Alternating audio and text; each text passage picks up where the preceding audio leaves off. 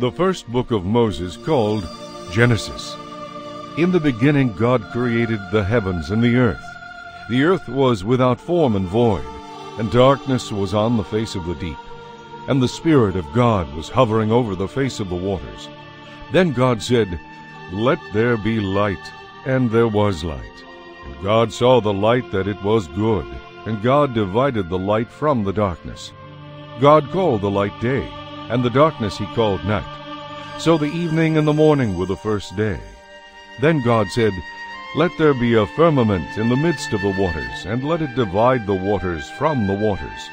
Thus God made the firmament, and divided the waters which were under the firmament from the waters which were above the firmament. And it was so. And God called the firmament heaven. So the evening and the morning were the second day. Then God said, "Let the waters under the heavens be gathered together into one place, and let the dry land appear." And it was so. And God called the dry land earth, and the gathering together of the waters he called seas. And God saw that it was good. Then God said, "Let the earth bring forth grass, the herb that yields seed, and the fruit tree that yields fruit according to its kind, whose seed is in itself, on the earth." And it was so. And the earth brought forth grass, the herb that yields seed according to its kind, and the tree that yields fruit, whose seed is in itself according to its kind. And God saw that it was good. So the evening and the morning were the third day. Then God said, "Let there be lights in the firmament of the heavens to divide the day from the night, and let them be for signs and seasons, and for days and years. And let them be for lights in the firmament of the heavens, to give light on the earth." And it was so.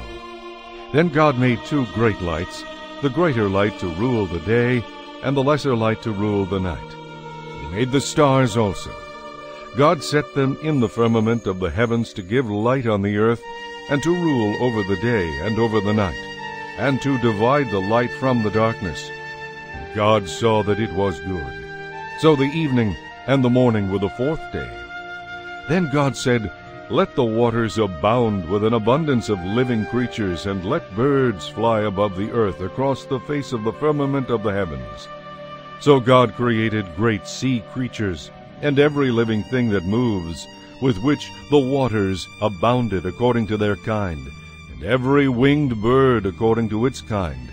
And God saw that it was good.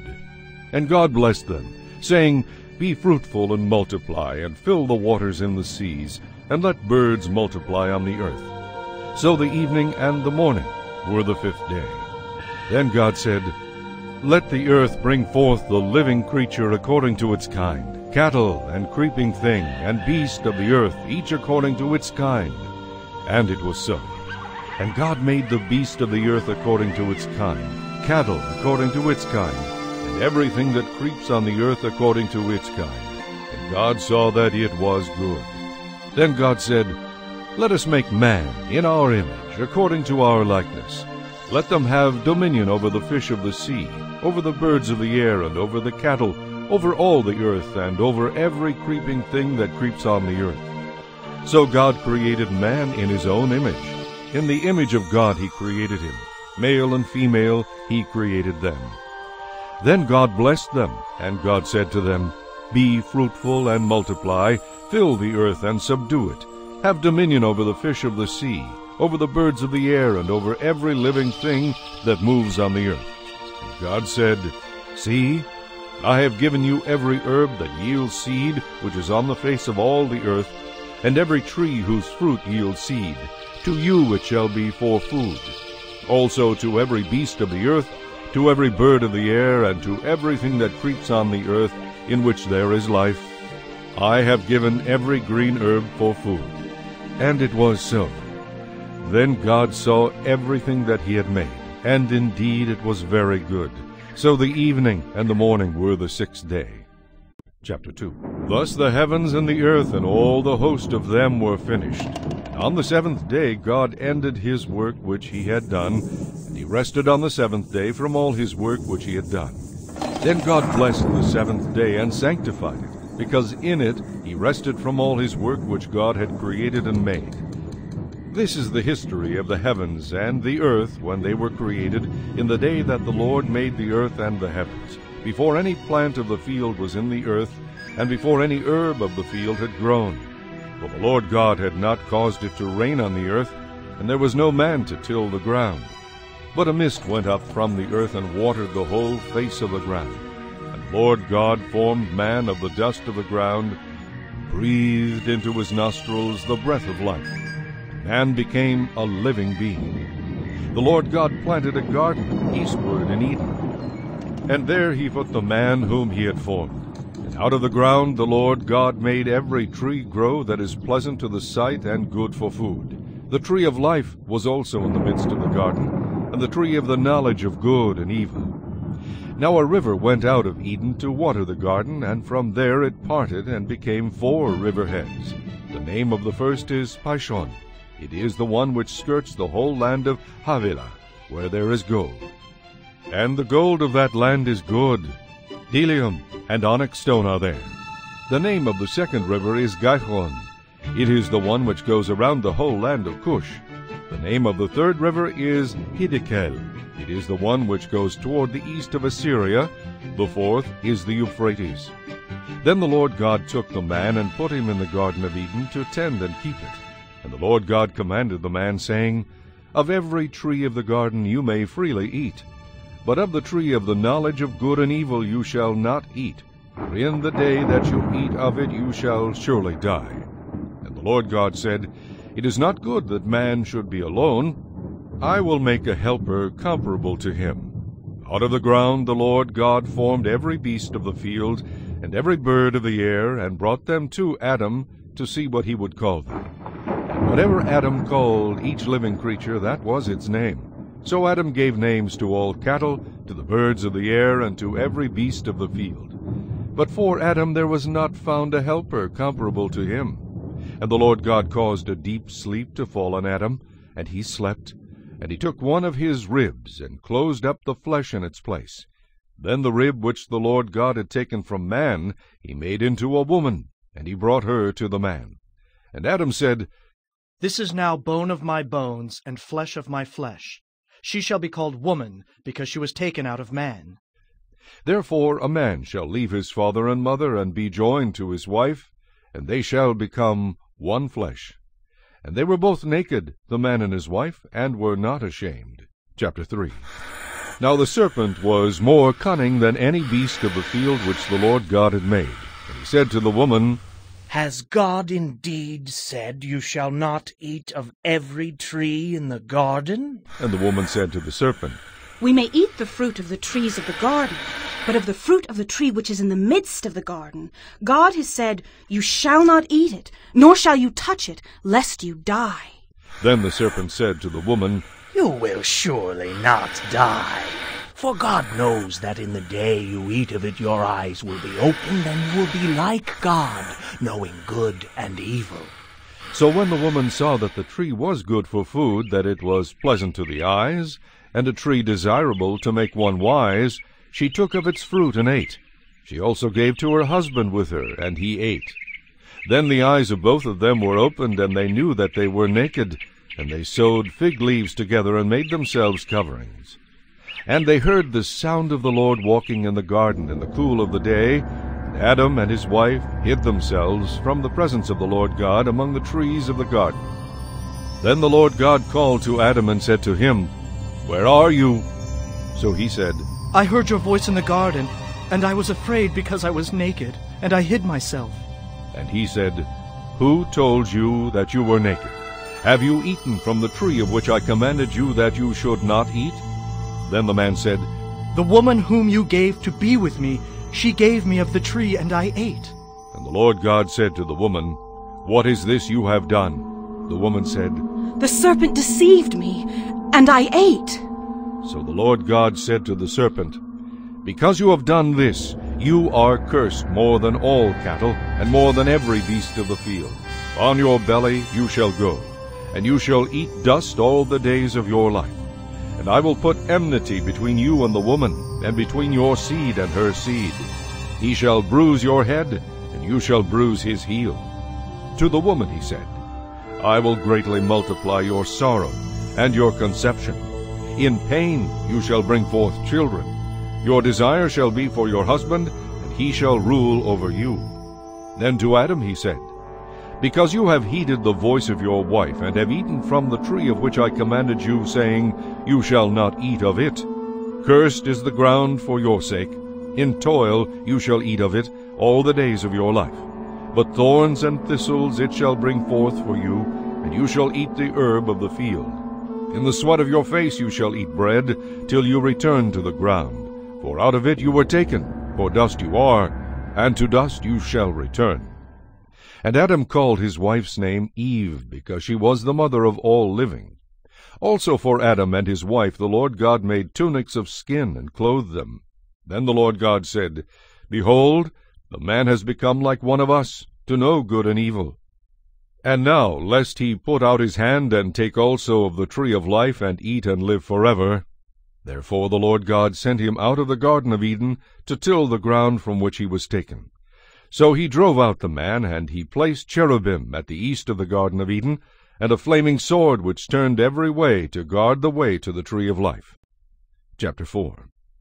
Now Adam knew Eve his wife, and she conceived and bore Cain, and said, I have acquired a man from the Lord.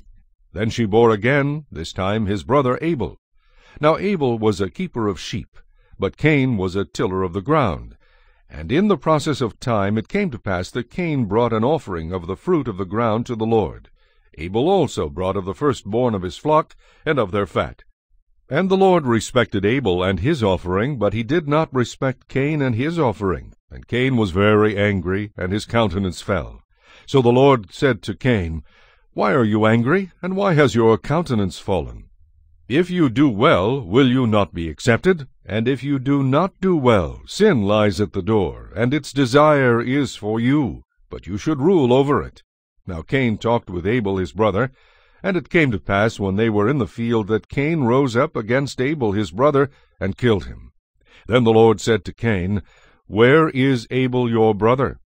He said, I do not know. Am I my brother's keeper? And he said, What have you done? The voice of your brother's blood cries out to me from the ground. So now you are cursed from the earth, which has opened its mouth to receive your brother's blood from your hand. When you till the ground, it shall no longer yield its strength to you. A fugitive and a vagabond you shall be on the earth.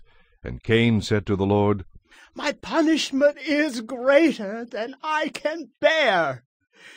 Surely you have driven me out this day from the face of the ground. I shall be hidden from your face. I shall be a fugitive and a vagabond on the earth, and it will happen that anyone who finds me will kill me.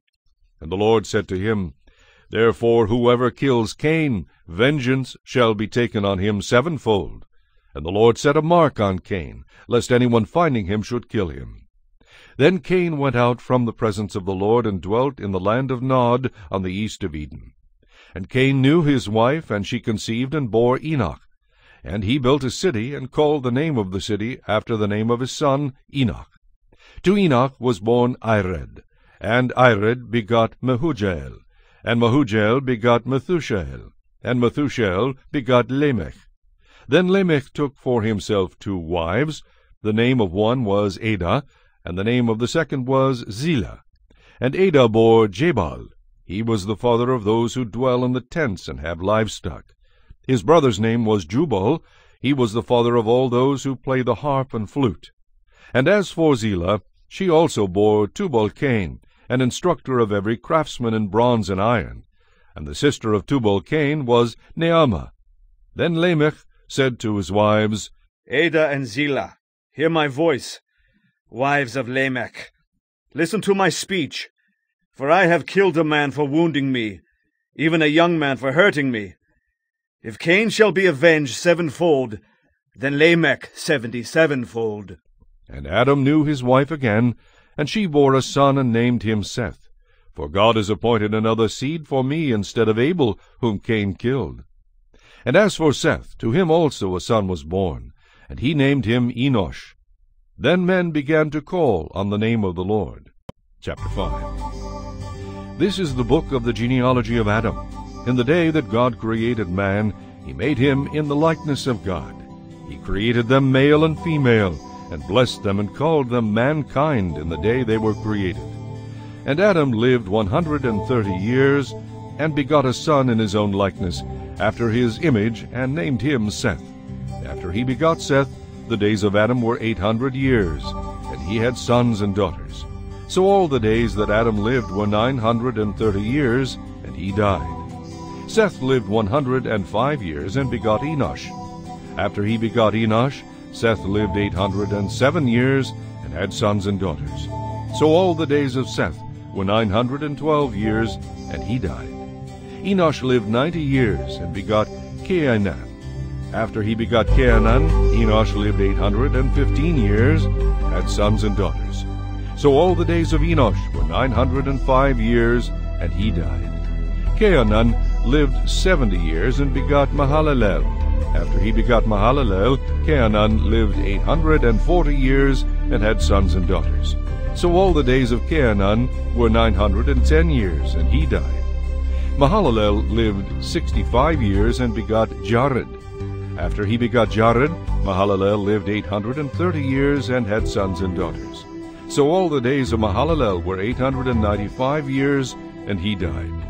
Jared lived 162 years, and begot Enoch. After he begot Enoch, Jared lived 800 years, and had sons and daughters. So all the days of Jared were 962 years, and he died. Enoch lived 65 years, and begot Methuselah. After he begot Methuselah, Enoch walked with God 300 years, and had sons and daughters. So all the days of Enoch were 365 years. And Enoch walked with God, and he was not, for God took him.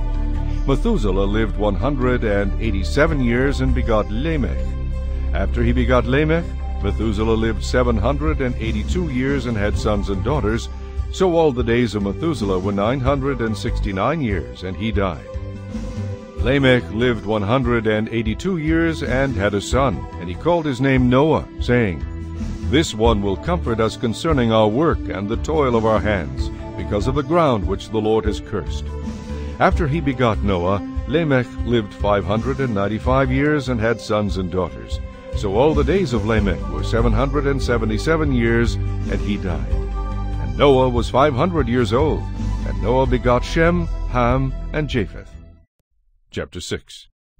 Now it came to pass, when men began to multiply on the face of the earth, and daughters were born to them, that the sons of God saw the daughters of men, that they were beautiful, and they took wives for themselves of all whom they chose. And the Lord said, My spirit shall not strive with man forever, for he is indeed flesh, yet his days shall be 120 years. There were giants on the earth in those days, and also afterward, when the sons of God came into the daughters of men, and they bore children to them. Those were the mighty men who were of old, men of renown. Then the Lord saw that the wickedness of man was great in the earth, and that every intent of the thoughts of his heart was only evil continually. And the Lord was sorry that he had made man on the earth, and he was grieved in his heart. So the Lord said, I will destroy man whom I have created from the face of the earth, both man and beast, creeping thing and birds of the air, for I am sorry that I have made them. But Noah found grace in the eyes of the Lord. This is the genealogy of Noah. Noah was a just man, perfect in his generations. Noah walked with God, and Noah begot 3 sons, Shem, Ham, and Japheth. The earth also was corrupt before God, and the earth was filled with violence. So God looked upon the earth, and indeed it was corrupt, for all flesh had corrupted their way on the earth. And God said to Noah, The end of all flesh has come before me, for the earth is filled with violence through them. And behold, I will destroy them with the earth. Make yourself an ark of gopher wood, make rooms in the ark, and cover it inside and outside with pitch. And this is how you shall make it. The length of the ark shall be 300 cubits, its width 50 cubits, and its height 30 cubits.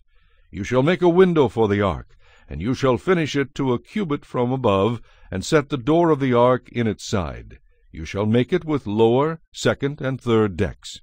And behold, I myself am bringing flood waters on the earth to destroy from under heaven all flesh in which is the breath of life. Everything that is on the earth shall die. But I will establish my covenant with you, and you shall go into the ark, you, your sons, your wife, and your sons' wives with you. And of every living thing of all flesh you shall bring 2 of every sort into the ark, to keep them alive with you. They shall be male and female. Of the birds after their kind, of animals after their kind, and of every creeping thing of the earth after its kind, 2 of every kind will come to you to keep them alive. And you shall take for yourself of all food that is eaten, and you shall gather it to yourself, and it shall be food for you and for them. Thus Noah did according to all that God commanded him, so he did. Chapter 7. Then the Lord said to Noah, Come into the ark, you and all your household, because I have seen that you are righteous before me in this generation. You shall take with you 7 each of every clean animal, a male and his female, 2 each of animals that are unclean, a male and his female. Also 7 each of birds of the air, male and female, to keep the species alive on the face of all the earth. For after 7 more days I will cause it to rain on the earth 40 days and 40 nights, and I will destroy from the face of the earth all living things that I have made. And Noah did according to all that the Lord commanded him. Noah was 600 years old when the flood waters were on the earth. So Noah, with his sons, his wife, and his sons' wives, went into the ark because of the waters of the flood, of clean animals, of animals that are unclean, of birds, and of everything that creeps on the earth. 2 by 2 they went into the ark to Noah, male and female, as God had commanded Noah. And it came to pass after 7 days that the waters of the flood were on the earth. In the 600th year of Noah's life, in the 2nd month, the 17th day of the month, on that day all the fountains of the great deep were broken up, and the windows of heaven were opened. And the rain was on the earth 40 days and 40 nights. On the very same day Noah and Noah's sons, Shem, Ham, and Japheth, and Noah's wife and the 3 wives of his sons with them entered the ark. They and every beast after its kind, all cattle after their kind, every creeping thing that creeps on the earth after its kind, every bird after its kind, every bird of every sort. And they went into the ark to Noah, 2 by 2 of all flesh in which is the breath of life. So those that entered, male and female of all flesh, went in as God had commanded him, and the Lord shut him in. Now the flood was on the earth 40 days. The waters increased and lifted up the ark, and it rose high above the earth. The waters prevailed and greatly increased on the earth, and the ark moved about on the surface of the waters. And the waters prevailed exceedingly on the earth, and all the high hills under the whole heaven were covered. The waters prevailed 15 cubits upward, and the mountains were covered. And all flesh died that moved on the earth, birds and cattle and beasts, and every creeping thing that creeps on the earth, and every man, all in whose nostrils was the breath of the Spirit of life, all that was on the dry land died. So he destroyed all living things which were on the face of the ground, both man and cattle, creeping thing and bird of the air. They were destroyed from the earth. Only Noah and those who were with him in the ark remained alive, and the waters prevailed on the earth 150 days. Chapter 8. Then God remembered Noah, and every living thing, and all the animals that were with him in the ark. And God made a wind to pass over the earth, and the waters subsided. The fountains of the deep and the windows of heaven were also stopped, and the rain from heaven was restrained. And the waters receded continually from the earth. At the end of the 150 days the water decreased. Then the ark rested in the 7th month, the 17th day of the month, on the mountains of Ararat. And the waters decreased continually until the 10th month. In the 10th month, on the 1st day of the month, the tops of the mountains were seen. So it came to pass at the end of 40 days that Noah opened the window of the ark which he had made. Then he sent out a raven, which kept going to and fro until the waters had dried up from the earth. He also sent out from himself a dove, to see if the waters had receded from the face of the ground.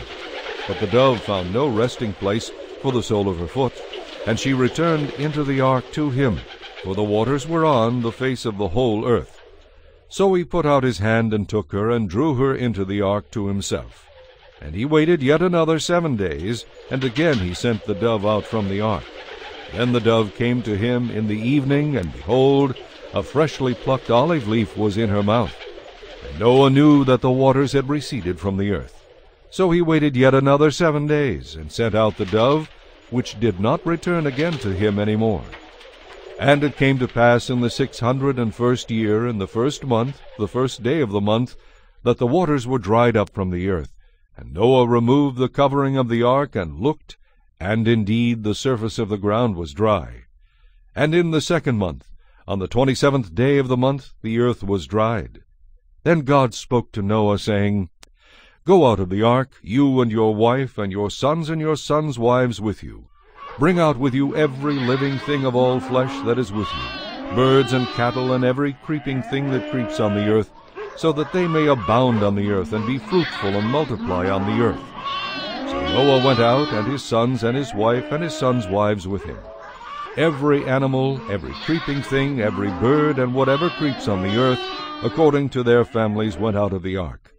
Then Noah built an altar to the Lord, and took of every clean animal and of every clean bird, and offered burnt offerings on the altar. The Lord smelled a soothing aroma. Then the Lord said in his heart, I will never again curse the ground for man's sake, although the imagination of man's heart is evil from his youth, nor will I again destroy every living thing as I have done.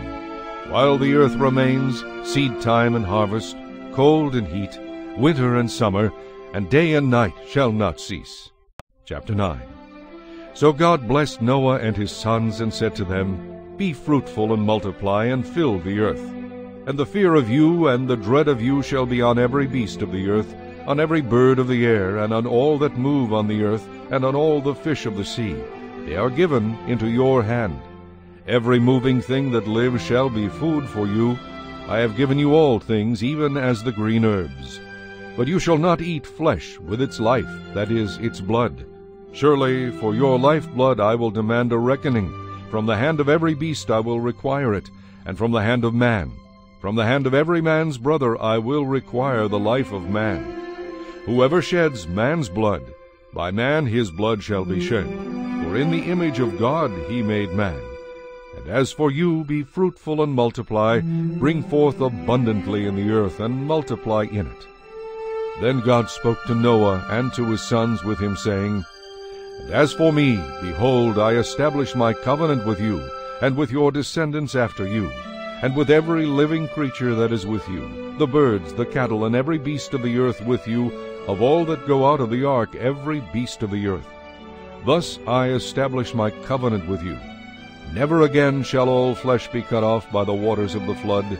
Never again shall there be a flood to destroy the earth. And God said, This is the sign of the covenant which I make between me and you, and every living creature that is with you, for perpetual generations. I set my rainbow in the cloud, and it shall be for the sign of the covenant between me and the earth. It shall be, when I bring a cloud over the earth, that the rainbow shall be seen in the cloud. And I will remember my covenant which is between me and you, and every living creature of all flesh. The waters shall never again become a flood to destroy all flesh. The rainbow shall be in the cloud, and I will look on it to remember the everlasting covenant between God and every living creature of all flesh that is on the earth. And God said to Noah, This is the sign of the covenant which I have established between me and all flesh that is on the earth. Now the sons of Noah who went out of the ark were Shem, Ham, and Japheth. And Ham was the father of Canaan. These three were the sons of Noah, and from these the whole earth was populated. And Noah began to be a farmer, and he planted a vineyard. Then he drank of the wine, and was drunk, and became uncovered in his tent. And Ham, the father of Canaan, saw the nakedness of his father, and told his two brothers outside. But Shem and Japheth took a garment, laid it on both their shoulders, and went backward, and covered the nakedness of their father. Their faces were turned away, and they did not see their father's nakedness. So Noah awoke from his wine, and knew what his younger son had done to him. Then he said, Cursed be Canaan! A servant of servants he shall be to his brethren. And he said, Blessed be the Lord, the God of Shem, and may Canaan be his servant. May God enlarge Japheth, and may he dwell in the tents of Shem, and may Canaan be his servant. And Noah lived after the flood 350 years. So all the days of Noah were 950 years, and he died. Chapter 10. Now this is the genealogy of the sons of Noah, Shem, Ham, and Japheth. And sons were born to them after the flood. The sons of Japheth were Gomer, Magog, Madai, Javan, Tubal, Meshech, and Tyrus. The sons of Gomer were Ashkenaz, Riphath, and Togarmah. The sons of Javan were Elisha, Tarshish, Kittim, and Dodanim. From these the coastland peoples of the Gentiles were separated into their lands, every one according to his language, according to their families, into their nations. The sons of Ham were Cush, Mizraim, Put, and Canaan. The sons of Cush were Seba, Havilah, Sabta, Reamah, and Sabteka. And the sons of Reamah were Sheba and Dedan. Cush begot Nimrod. He began to be a mighty one on the earth. He was a mighty hunter before the Lord. Therefore it is said, like Nimrod, the mighty hunter before the Lord. And the beginning of his kingdom was Babel, Erech, Akkad, and Calneh, in the land of Shinar. From that land he went to Assyria, and built Nineveh, Rehoboth-ir, Calah, and Resen between Nineveh and Calah, that is, the principal city. Mizraim begot Ludim, Anamim, Lehabim, Naphtuhim, Pathrusim, and Casluhim, from whom came the Philistines and Caphtorim. Canaan begot Sidon, his firstborn, and Heth, the Jebusite, the Amorite, and the Girgashite, the Hivite, the Archite, and the Sinite, the Arvadite, the Zemarite, and the Hamathite. Afterward the families of the Canaanites were dispersed. And the border of the Canaanites was from Sidon as you go toward Gerar, as far as Gaza, then as you go toward Sodom, Gomorrah, Admah, and Zeboim, as far as Lasha. These were the sons of Ham, according to their families, according to their languages, in their lands and in their nations. And children were born also to Shem, the father of the children of Eber, the brother of Japheth the elder. The sons of Shem were Elam, Ashur, Arphaxad, Lud, and Aram. The sons of Aram were Uz, Hul, Ether, and Mush. Arphaxad begot Selah, and Selah begot Eber. To Eber were born 2 sons. The name of one was Peleg, for in his days the earth was divided, and his brother's name was Joktan. Joktan begot Almodad, Sheleph, Hazar-Meveth, Jirah, Hadoram, Uzal, Dikla, Obal, Abimael, Sheba, Ophir, Havilah, and Jobab. All these were the sons of Joktan. And their dwelling place was from Misha as you go toward Sephar, the mountain of the east. These were the sons of Shem according to their families, according to their languages, in their lands according to their nations. These were the families of the sons of Noah, according to their generations, in their nations. And from these the nations were divided on the earth after the flood. Chapter 11. Now the whole earth had one language and one speech. And it came to pass, as they journeyed from the east, that they found a plain in the land of Shinar, and they dwelt there. Then they said to one another, Come, let us make bricks and bake them thoroughly. They had brick for stone, and they had asphalt for mortar. And they said, Come, let us build ourselves a city and a tower whose top is in the heavens. Let us make a name for ourselves, lest we be scattered abroad over the face of the whole earth. But the Lord came down to see the city and the tower which the sons of men had built. And the Lord said, Indeed, the people are one, and they all have one language, and this is what they begin to do. Now nothing that they propose to do will be withheld from them. Come, let us go down, and there confuse their language, that they may not understand one another's speech. So the Lord scattered them abroad from there over the face of all the earth, and they ceased building the city. Therefore its name is called Babel, because there the Lord confused the language of all the earth, and from there the Lord scattered them abroad over the face of all the earth. This is the genealogy of Shem. Shem was 100 years old, and begot Arphaxad 2 years after the flood. After he begot Arphaxad, Shem lived 500 years, and begot sons and daughters. Arphaxad lived 35 years, and begot Selah. After he begot Selah, Arphaxad lived 403 years, and begot sons and daughters. Selah lived 30 years, and begot Eber. After he begot Eber, Selah lived 403 years, and begot sons and daughters. Eber lived 34 years, and begot Peleg. After he begot Peleg, Eber lived 430 years, and begot sons and daughters. Peleg lived 30 years, and begot Reu. After he begot Reu, Peleg lived 209 years, and begot sons and daughters. Reu lived 32 years, and begot Serug. After he begot Serug, Reu lived 207 years, and begot sons and daughters. Serug lived 30 years, and begot Nahor. After he begot Nahor, Serug lived 200 years, and begot sons and daughters. Nahor lived 29 years, and begot Terah. After he begot Terah, Nahor lived 119 years, and begot sons and daughters. Now Terah lived 70 years, and begot Abram, Nahor, and Haran. This is the genealogy of Terah. Terah begot Abram, Nahor, and Haran. Haran begot Lot. And Haran died before his father Terah in his native land, in Ur of the Chaldeans. Then Abram and Nahor took wives. The name of was Sarai. His wife Milcah, the daughter of Haran, from Milcah and the father of Isaac. But Sarai was barren, had no child. And his son Abram and his grandson Lot, the son of Haran, and his daughter-in-law Sarai, his son Abram's wife, and they went out with them from Ur of the Chaldeans to go to the land of Canaan, and they came to Haran and dwelt there.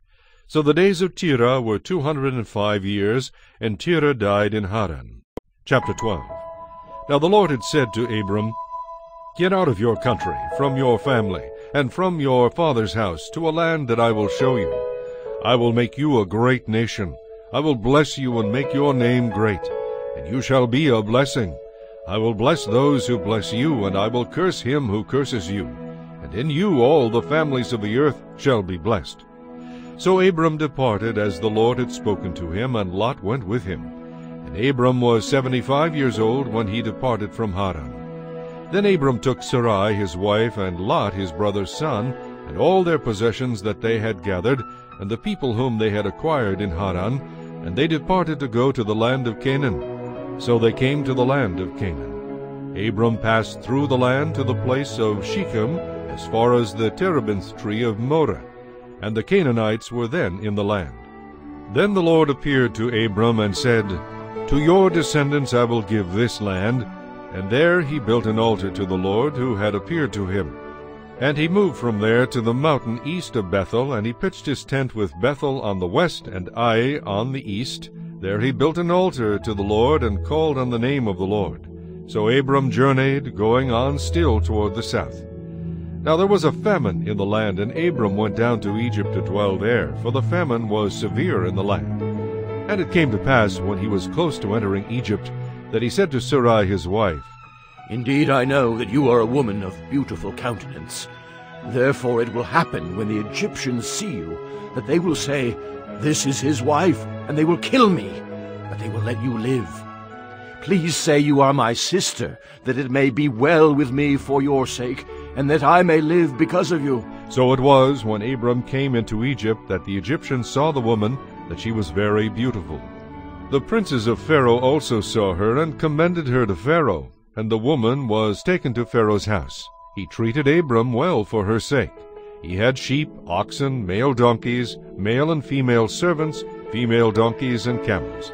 But the Lord plagued Pharaoh and his house with great plagues because of Sarai, Abram's wife.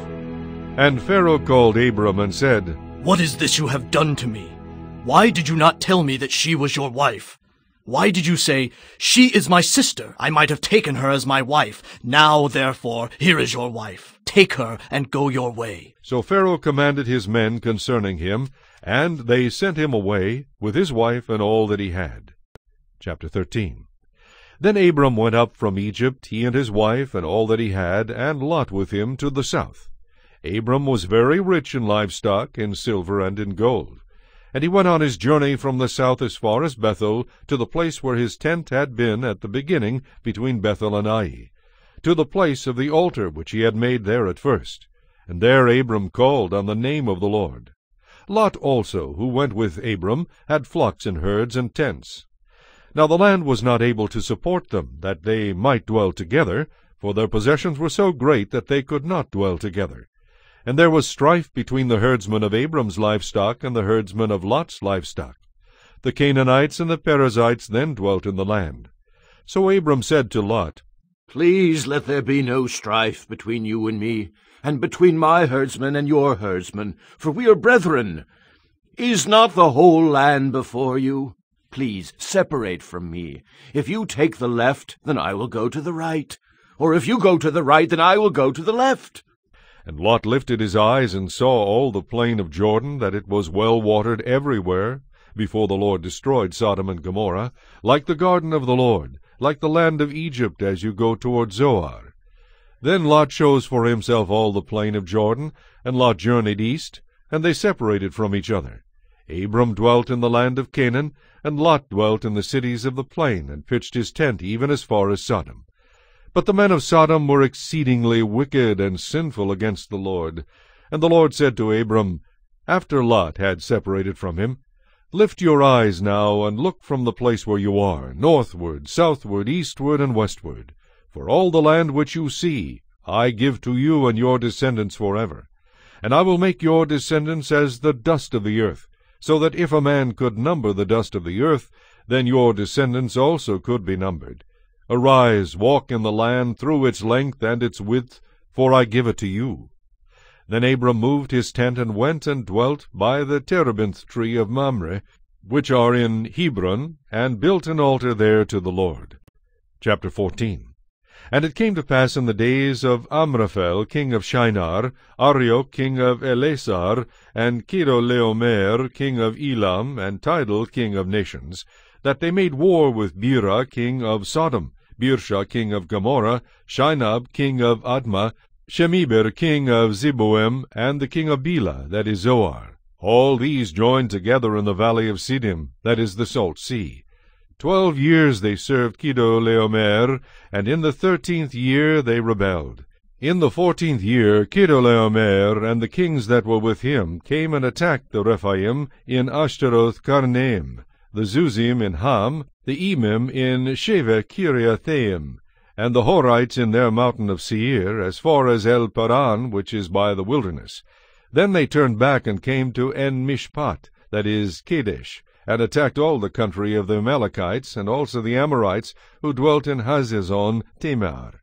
And the king of Sodom, the king of Gomorrah, the king of Admah, the king of Zeboim, and the king of Bela, that is Zoar, went out and joined together in battle in the valley of Siddim, against Chedorlaomer, king of Elam, Tidal king of nations, Amraphel king of Shinar, and Arioch king of Elasar, 4 kings against 5. Now the valley of Siddim was full of asphalt pits, and the kings of Sodom and Gomorrah fled. Some fell there, and the remainder fled to the mountains.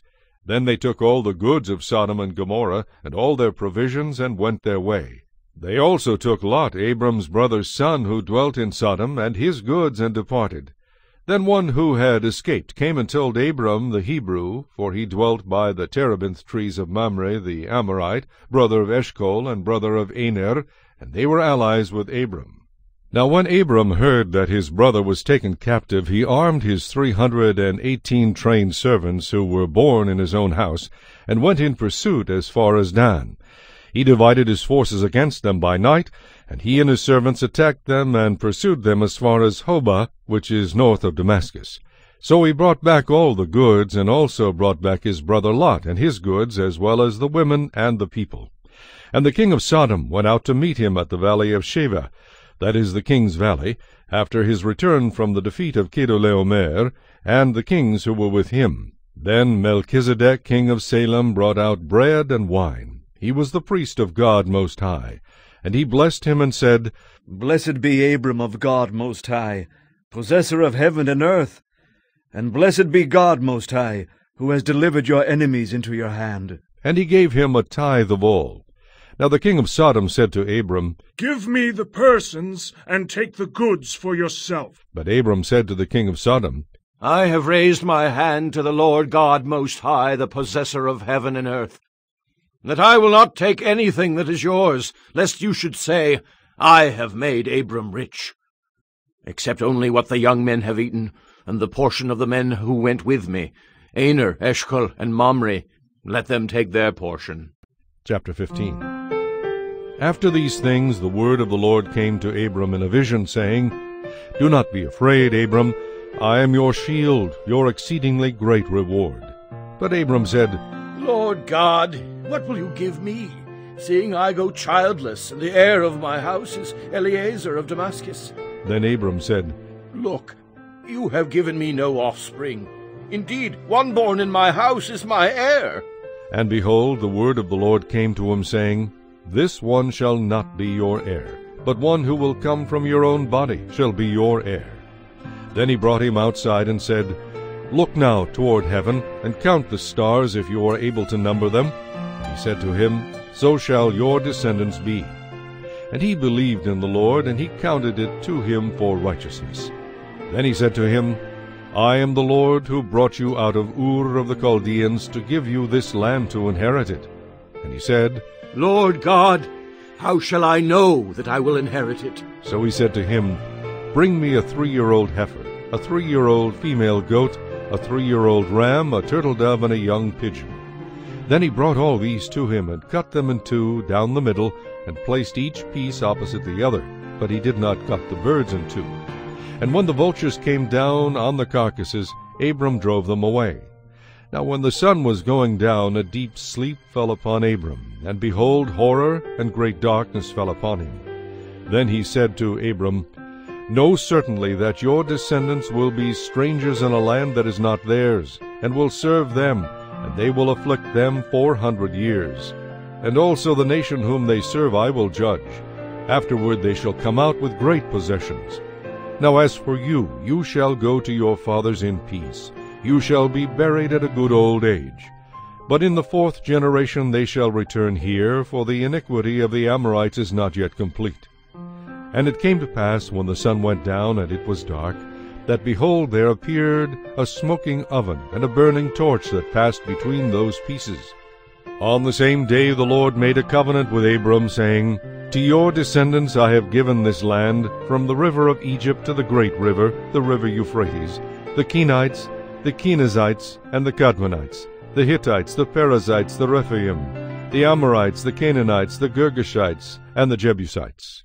Chapter 16. Now Sarai, Abram's wife, had borne him no children, and she had an Egyptian maidservant whose name was Hagar. So Sarai said to Abram, See now, the Lord has restrained me from bearing children. Please, go in to my maid. Perhaps I shall obtain children by her. And Abram heeded the voice of Sarai. Then Sarai, Abram's wife, took Hagar her maid, the Egyptian, and gave her to her husband Abram to be his wife, after Abram had dwelt 10 years in the land of Canaan. So he went in to Hagar, and she conceived. And when she saw that she had conceived, her mistress became despised in her eyes. Then Sarai said to Abram, My wrong be upon you. I gave my maid into your embrace, and when she saw that she had conceived, I became despised in her eyes. The Lord judge between you and me. So Abram said to Sarai, Indeed, your maid is in your hand. Do to her as you please. And when Sarai dealt harshly with her, she fled from her presence. Now the angel of the Lord found her by a spring of water in the wilderness, by the spring on the way to Shur. He said, Hagar, Sarai's maid, where have you come from, and where are you going? She said, I am fleeing from the presence of my mistress Sarai. The angel of the Lord said to her, Return to your mistress, and submit yourself under her hand. Then the angel of the Lord said to her, I will multiply your descendants exceedingly, so that they shall not be counted for multitude. And the angel of the Lord said to her, Behold, you are with child, and you shall bear a son. You shall call his name Ishmael, because the Lord has heard your affliction. He shall be a wild man. His hand shall be against every man, and every man's hand against him. And he shall dwell in the presence of all his brethren. Then she called the name of the Lord who spoke to her, You are the God who sees. For she said, Have I also here seen him who sees me? Therefore the well was called Bir Lahai Roi. Observe, it is between Kadesh and Bered. So Hagar bore Abram a son, and Abram named his son whom Hagar bore Ishmael. Abram was 86 years old when Hagar bore Ishmael to Abram. Chapter 17. When Abram was 99 years old, the Lord appeared to Abram and said to him, I am Almighty God. Walk before me and be blameless, and I will make my covenant between me and you, and will multiply you exceedingly. Then Abram fell on his face, and God talked with him, saying, As for me, behold, my covenant is with you, and you shall be a father of many nations. No longer shall your name be called Abram, but your name shall be Abraham, for I have made you a father of many nations. I will make you exceedingly fruitful, and I will make nations of you, and kings shall come from you. And I will establish my covenant between me and you and your descendants after you in their generations, for an everlasting covenant, to be God to you and your descendants after you. Also I give to you and your descendants after you the land in which you are a stranger, all the land of Canaan, as an everlasting possession, and I will be their God. And God said to Abraham, As for you, you shall keep my covenant, you and your descendants after you throughout their generations. This is my covenant which you shall keep between me and you and your descendants after you. Every male child among you shall be circumcised, and you shall be circumcised in the flesh of your foreskins, and it shall be a sign of the covenant between me and you. He who is 8 days old among you shall be circumcised, every male child in your generations, he who is born in your house or bought with money from any foreigner who is not your descendant. He who is born in your house, and he who is bought with your money must be circumcised, and my covenant shall be in your flesh for an everlasting covenant. And the uncircumcised male child who is not circumcised in the flesh of his foreskin, that person shall be cut off from his people. He has broken my covenant. Then God said to Abraham, As for Sarai your wife, you shall not call her name Sarai, but Sarah shall be her name. And I will bless her, and also give you a son by her. Then I will bless her, and she shall be a mother of nations. Kings of peoples shall be from her.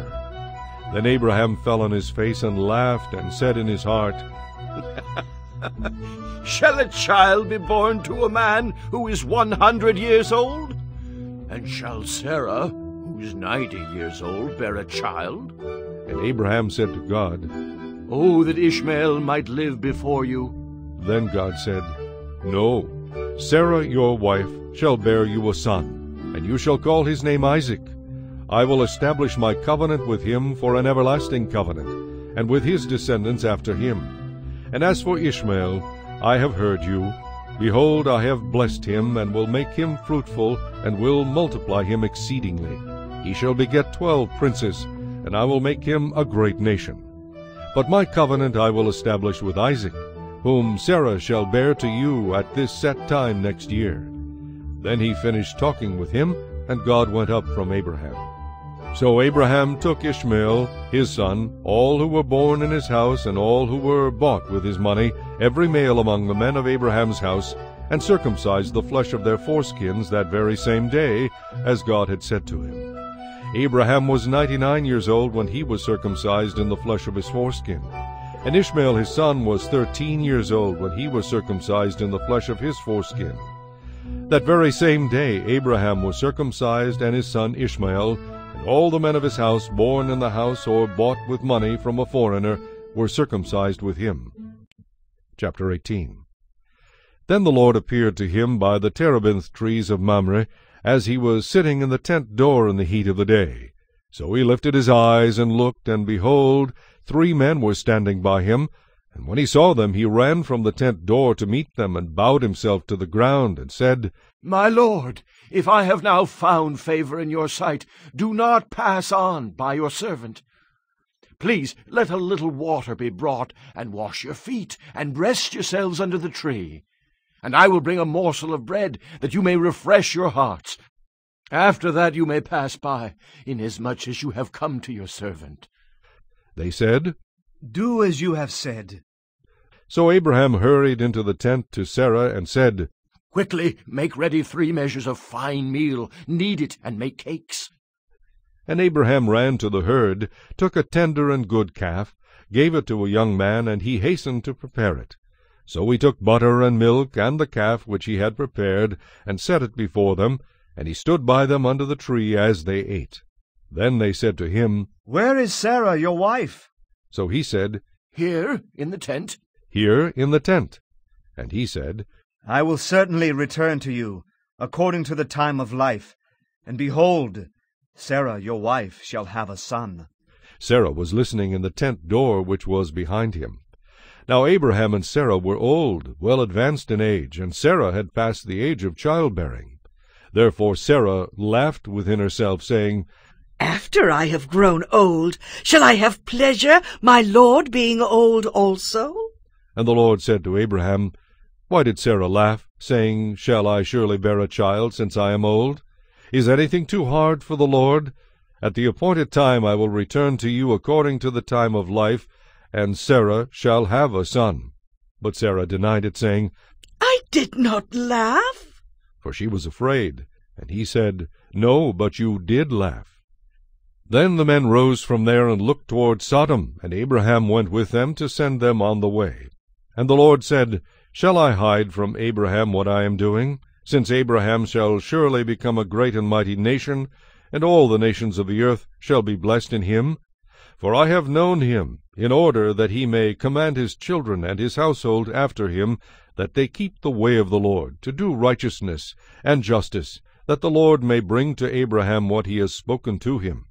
And the Lord said, Because the outcry against Sodom and Gomorrah is great, and because their sin is very grave, I will go down now and see whether they have done altogether according to the outcry against it that has come to me, and if not, I will know. Then the men turned away from there and went toward Sodom, but Abraham still stood before the Lord. And Abraham came near and said, Would you also destroy the righteous with the wicked? Suppose there were 50 righteous within the city. Would you also destroy the place, and not spare it for the 50 righteous that were in it? Far be it from you to do such a thing as this, to slay the righteous with the wicked, so that the righteous should be as the wicked. Far be it from you. Shall not the judge of all the earth do right? So the Lord said, If I find in Sodom 50 righteous within the city, then I will spare all the place for their sakes. Then Abraham answered and said, Indeed, now, I, who am but dust and ashes, have taken it upon myself to speak to the Lord. Suppose there were 5 less than the 50 righteous. Would you destroy all of the city for lack of 5? So he said, If I find there 45, I will not destroy it. And he spoke to him yet again, and said, Suppose there should be 40 found there. So he said, I will not do it for the sake of 40. Then he said, Let not the Lord be angry, and I will speak. Suppose 30 should be found there. So he said, I will not do it if I find 30 there. And he said, Indeed, now I have taken it upon myself to speak to the Lord. Suppose 20 should be found there. So he said, I will not destroy it for the sake of 20. Then he said, Let not the Lord be angry, and I will speak but once more. Suppose 10 should be found there. And he said, I will not destroy it for the sake of 10. So the Lord went his way as soon as he had finished speaking with Abraham, and Abraham returned to his place. Chapter 19. Now the 2 angels came to Sodom in the evening, and Lot was sitting in the gate of Sodom. When Lot saw them, he rose to meet them, and he bowed himself with his face toward the ground. And he said, Hear now, my lords. Please turn into your servant's house, and spend the night, and wash your feet. Then you may rise early and go on your way. And they said, No, but we will spend the night in the open square. But he insisted strongly, so they turned in to him and entered his house. Then he made them a feast and baked unleavened bread, and they ate. Now before they lay down, the men of the city, the men of Sodom, both old and young, all the people from every quarter, surrounded the house. And they called to Lot and said to him, Where are the men who came to you tonight? Bring them out to us, that we may know them carnally. So Lot went out to them through the doorway, shut the door behind him, and said, Please, my brethren, do not do so wickedly. See now, I have 2 daughters who have not known a man. Please, let me bring them out to you, and you may do to them as you wish. Only do nothing to these men, since this is the reason they have come under the shadow of my roof." And they said, Stand back! Then they said, This one came in to stay here, and he keeps acting as a judge. Now we will deal worse with you than with them. So they pressed hard against the man Lot, and came near to break down the door. But the men reached out their hands and pulled Lot into the house with them, and shut the door. And they struck the men who were at the doorway of the house with blindness, both small and great, so that they became weary trying to find the door. Then the men said to Lot, "Have you anyone else here, son-in-law, your sons, your daughters, and whomever you have in the city? Take them out of this place, for we will destroy this place, because the outcry against them has grown great before the face of the Lord, and the Lord has sent us to destroy it." So Lot went out and spoke to his sons-in-law, who had married his daughters, and said, "Get up, get out of this place, for the Lord will destroy this city." But to his sons-in-law he seemed to be joking. When the morning dawned, the angels urged Lot to hurry, saying, "Arise, take your wife and your 2 daughters who are here, lest you be consumed in the punishment of the city." And while he lingered, the men took hold of his hand, his wife's hand, and the hands of his 2 daughters, the Lord being merciful to him, and they brought him out, and set him outside the city. So it came to pass, when they had brought them outside, that he said, "Escape for your life. Do not look behind you, nor stay anywhere in the plain. Escape to the mountains, lest you be destroyed." Then Lot said to them, "Please, no, my lords. Indeed now, your servant has found favor in your sight, and you have increased your mercy, which you have shown me by saving my life. But I cannot escape to the mountains, lest some evil overtake me and I die. See now, this city is near enough to flee to, and it is a little one. Please let me escape there. Is it not a little one? And my soul shall live." And he said to him, "See, I have favored you concerning this thing also, in that I will not overthrow this city for which you have spoken. Hurry, escape there, for I cannot do anything until you arrive there." Therefore the name of the city was called Zoar. The sun had risen upon the earth when Lot entered Zoar. Then the Lord rained brimstone and fire on Sodom and Gomorrah from the Lord out of the heavens. So he overthrew those cities, all the plain, all the inhabitants of the cities, and what grew on the ground. But his wife looked back behind him, and she became a pillar of salt. And Abraham went early in the morning to the place where he had stood before the Lord. Then he looked toward Sodom and Gomorrah, and toward all the land of the plain, and he saw, and behold, the smoke of the land which went up like the smoke of a furnace. And it came to pass, when God destroyed the cities of the plain, that God remembered Abraham, and sent Lot out of the midst of the overthrow, when he overthrew the cities in which Lot had dwelt. Then Lot went up out of Zoar, and dwelt in the mountains, and his 2 daughters were with him, for he was afraid to dwell in Zoar. And he and his 2 daughters dwelt in a cave. Now the firstborn said to the younger, "Our father is old, and there is no man on the earth to come in to us, as is the custom of all the earth. Come, let us make our father drink wine, and we will lie with him, that we may preserve the lineage of our father." So they made their father drink wine that night, and the firstborn went in and lay with her father. And he did not know when she lay down or when she arose. It happened on the next day that the firstborn said to the younger, "Indeed, I lay with my father last night. Let us make him drink wine tonight also, and you go in and lie with him, that we may preserve the lineage of our father." Then they made their father drink wine that night also, and the younger arose and lay with him, and he did not know when she lay down or when she arose. Thus both the daughters of Lot were with child by their father. The firstborn bore a son, and called his name Moab. He is the father of the Moabites to this day. And the younger she also bore a son, and called his name Ben-Ammi. He is the father of the people of Ammon to this day. Chapter 20. And Abraham journeyed from there to the south, and dwelt between Kadesh and Shur, and stayed in Gerar. Now Abraham said to Sarah his wife, "She is my sister." And Abimelech king of Gerar sent and took Sarah. But God came to Abimelech in a dream by night, and said to him, Indeed, you are a dead man, because of the woman whom you have taken, for she is a man's wife. But Abimelech had not come near her, and he said, Lord, will you slay a righteous nation also? Did he not say to me, She is my sister? And she, even she herself said, He is my brother. In the integrity of my heart and innocence of my hands I have done this. And God said to him in a dream, Yes, I know that you did this in the integrity of your heart, for I also withheld you from sinning against me. Therefore I did not let you touch her. Now therefore restore the man's wife, for he is a prophet, and he will pray for you, and you shall live. But if you do not restore her, know that you shall surely die, you and all who are yours. So Abimelech rose early in the morning, called all his servants, and told all these things in their hearing, and the men were very much afraid. And Abimelech called Abraham, and said to him, What have you done to us? How have I offended you, that you have brought on me and on my kingdom a great sin?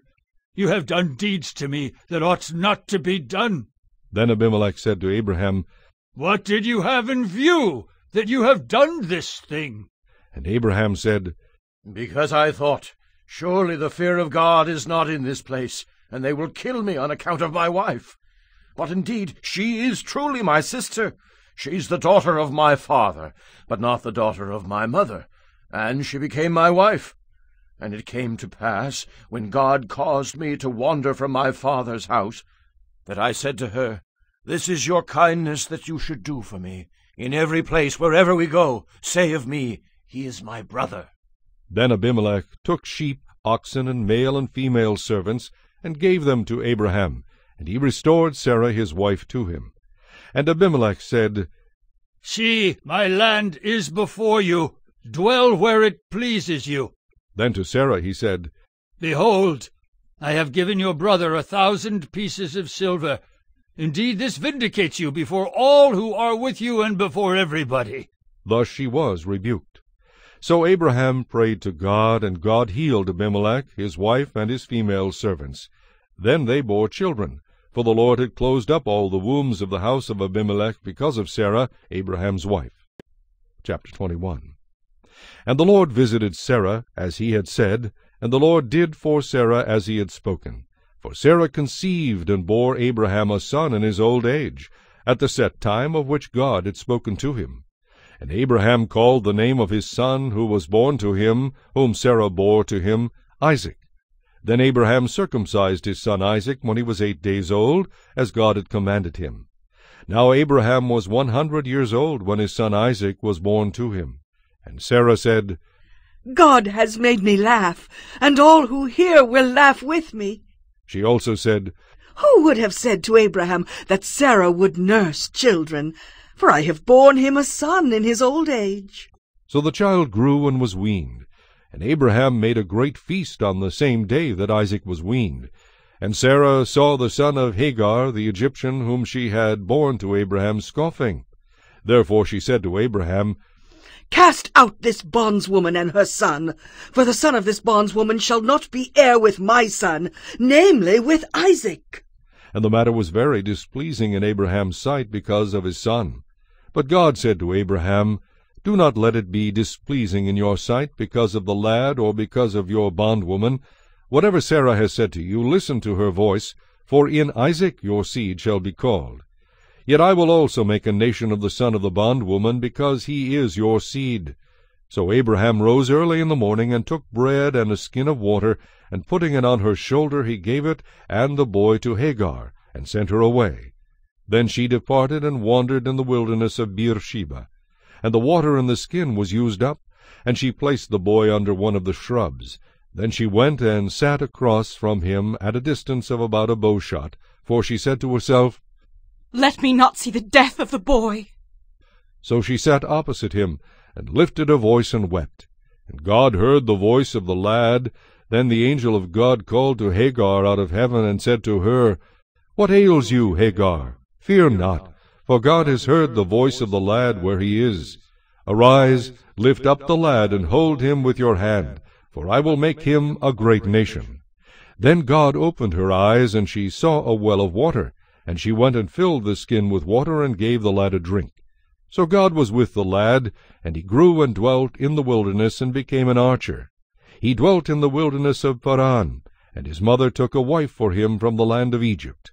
And it came to pass at that time that Abimelech and Phicol, the commander of his army, spoke to Abraham, saying, God is with you in all that you do.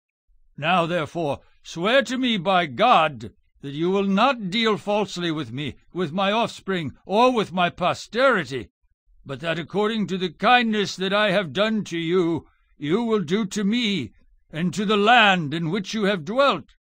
And Abraham said, I will swear. Then Abraham rebuked Abimelech because of a well of water which Abimelech's servants had seized. And Abimelech said, I do not know who has done this thing. You did not tell me, nor had I heard of it until today. So Abraham took sheep and oxen, and gave them to Abimelech, and the two of them made a covenant. And Abraham set 7 ewe lambs of the flock by themselves. Then Abimelech asked Abraham, What is the meaning of these 7 ewe lambs which you have set by themselves? And he said, You will take these 7 ewe lambs from my hand, that they may be my witness that I have dug this well. Therefore he called that place Beersheba, because the two of them swore an oath there. Thus they made a covenant at Beersheba. So Abimelech rose with Phicol, the commander of his army, and they returned to the land of the Philistines. Then Abraham planted a tamarisk tree in Beersheba, and there called on the name of the Lord, the everlasting God. And Abraham stayed in the land of the Philistines many days. Chapter 22. Now it came to pass after these things that God tested Abraham and said to him, Abraham, and he said, Here I am. Then he said, Take now your son, your only son Isaac, whom you love, and go to the land of Moriah, and offer him there as a burnt offering on one of the mountains of which I shall tell you. So Abraham rose early in the morning, and saddled his donkey, and took 2 of his young men with him, and Isaac his son. And he split the wood for the burnt offering, and arose and went to the place of which God had told him. Then on the 3rd day Abraham lifted his eyes, and saw the place afar off. And Abraham said to his young men, Stay here with the donkey. The lad and I will go yonder and worship, and we will come back to you. So Abraham took the wood of the burnt offering, and laid it on Isaac his son. And he took the fire in his hand, and a knife, and the 2 of them went together. But Isaac spoke to Abraham his father, and said, My father. And he said, Here I am, my son. Then he said, Look, the fire and the wood, but where is the lamb for the burnt offering? And Abraham said, My son, God will provide for himself a lamb for a burnt offering. So the 2 of them went together. Then they came to the place of which God had told him. And Abraham built an altar there, and placed the wood in order. And he bound Isaac his son, and laid him on the altar upon the wood. And Abraham stretched out his hand, and took the knife to slay his son. But the angel of the Lord called to him from heaven, and said, Abraham, Abraham. So he said, Here I am. And he said, Do not lay your hand on the lad, or do anything to him, for now I know that you fear God, since you have not withheld your son, your only son, from me. Then Abraham lifted his eyes and looked, and there behind him was a ram caught in a thicket by its horns. So Abraham went and took the ram, and offered it up for a burnt offering instead of his son. And Abraham called the name of the place, The Lord will provide, as it is said to this day, In the mount of the Lord it shall be provided. Then the angel of the Lord called to Abraham a 2nd time out of heaven, and said, By myself I have sworn, says the Lord, because you have done this thing, and have not withheld your son, your only son, blessing I will bless you, and multiplying I will multiply your descendants as the stars of the heaven, and as the sand which is on the seashore. And your descendants shall possess the gate of their enemies. In your seed all the nations of the earth shall be blessed, because you have obeyed my voice. So Abraham returned to his young men, and they rose and went together to Beersheba, and Abraham dwelt at Beersheba. Now it came to pass after these things, that it was told Abraham, saying, Indeed Milcah also has borne children to your brother Nahor. Huz his firstborn, Buz his brother, Kemuel the father of Aram, Chized, Hazo, Pildash, Jidlaph, and Bethuel. And Bethuel begot Rebekah. These 8 Milcah bore to Nahor, Abraham's brother. His concubine, whose name was Reumah, also bore Tebah, Geham, Thehash, and Maacah. Chapter 23. Sarah lived 127 years. These were the years of the life of Sarah. So Sarah died in Kirjath Arba, that is Hebron, in the land of Canaan, and Abraham came to mourn for Sarah and to weep for her. Then Abraham stood up from before his dead, and spoke to the sons of Heth, saying, I am a foreigner and a visitor among you. Give me property for a burial place among you, that I may bury my dead out of my sight. And the sons of Heth answered Abraham, saying to him, Hear us, my lord. You are a mighty prince among us. Bury your dead in the choicest of our burial places. None of us will withhold from you his burial place, that you may bury your dead. Then Abraham stood up and bowed himself to the people of the land, the sons of Heth. And he spoke with them, saying, If it is your wish that I bury my dead out of my sight, hear me, and meet with Ephron the son of Zohar for me, that he may give me the cave Machpelah, which he has, which is at the end of his field. Let him give it to me at the full price, as property for a burial place among you. Now Ephron dwelt among the sons of Heth, and Ephron the Hittite answered Abraham in the presence of the sons of Heth, all who entered at the gate of his city, saying, No, my lord, hear me. I give you the field and the cave that is in it. I give it to you in the presence of the sons of my people. I give it to you. Bury your dead. Then Abraham bowed himself down before the people of the land, and he spoke to Ephron in the hearing of the people of the land, saying, If you will give it, please hear me. I will give you money for the field. Take it from me, and I will bury my dead there. And Ephron answered Abraham, saying to him, My lord, listen to me. The land is worth 400 shekels of silver. What is that between you and me? So bury your dead. And Abraham listened to Ephron, and Abraham weighed out the silver for Ephron, which he had named in the hearing of the sons of Heth, 400 shekels of silver, currency of the merchants. So the field of Ephron, which was in Machpelah, which was before Mamre, the field and the cave which was in it, and all the trees that were in the field, which were within all the surrounding borders, were deeded to Abraham as a possession in the presence of the sons of Heth, before all who went in at the gate of his city. And after this Abraham buried Sarah his wife in the cave of the field of Machpelah before Mamre, that is Hebron, in the land of Canaan. So the field and the cave that is in it were deeded to Abraham by the sons of Heth as property for a burial place. Chapter 24. Now Abraham was old, well advanced in age, and the Lord had blessed Abraham in all things. So Abraham said to the oldest servant of his house, who ruled over all that he had, Please put your hand under my thigh, and I will make you swear by the Lord, the God of heaven and the God of the earth, that you will not take a wife for my son from the daughters of the Canaanites among whom I dwell, but you shall go to my country and to my family, and take a wife for my son Isaac. And the servant said to him, Perhaps the woman will not be willing to follow me to this land. Must I take your son back to the land from which you came? But Abraham said to him, Beware that you do not take my son back there.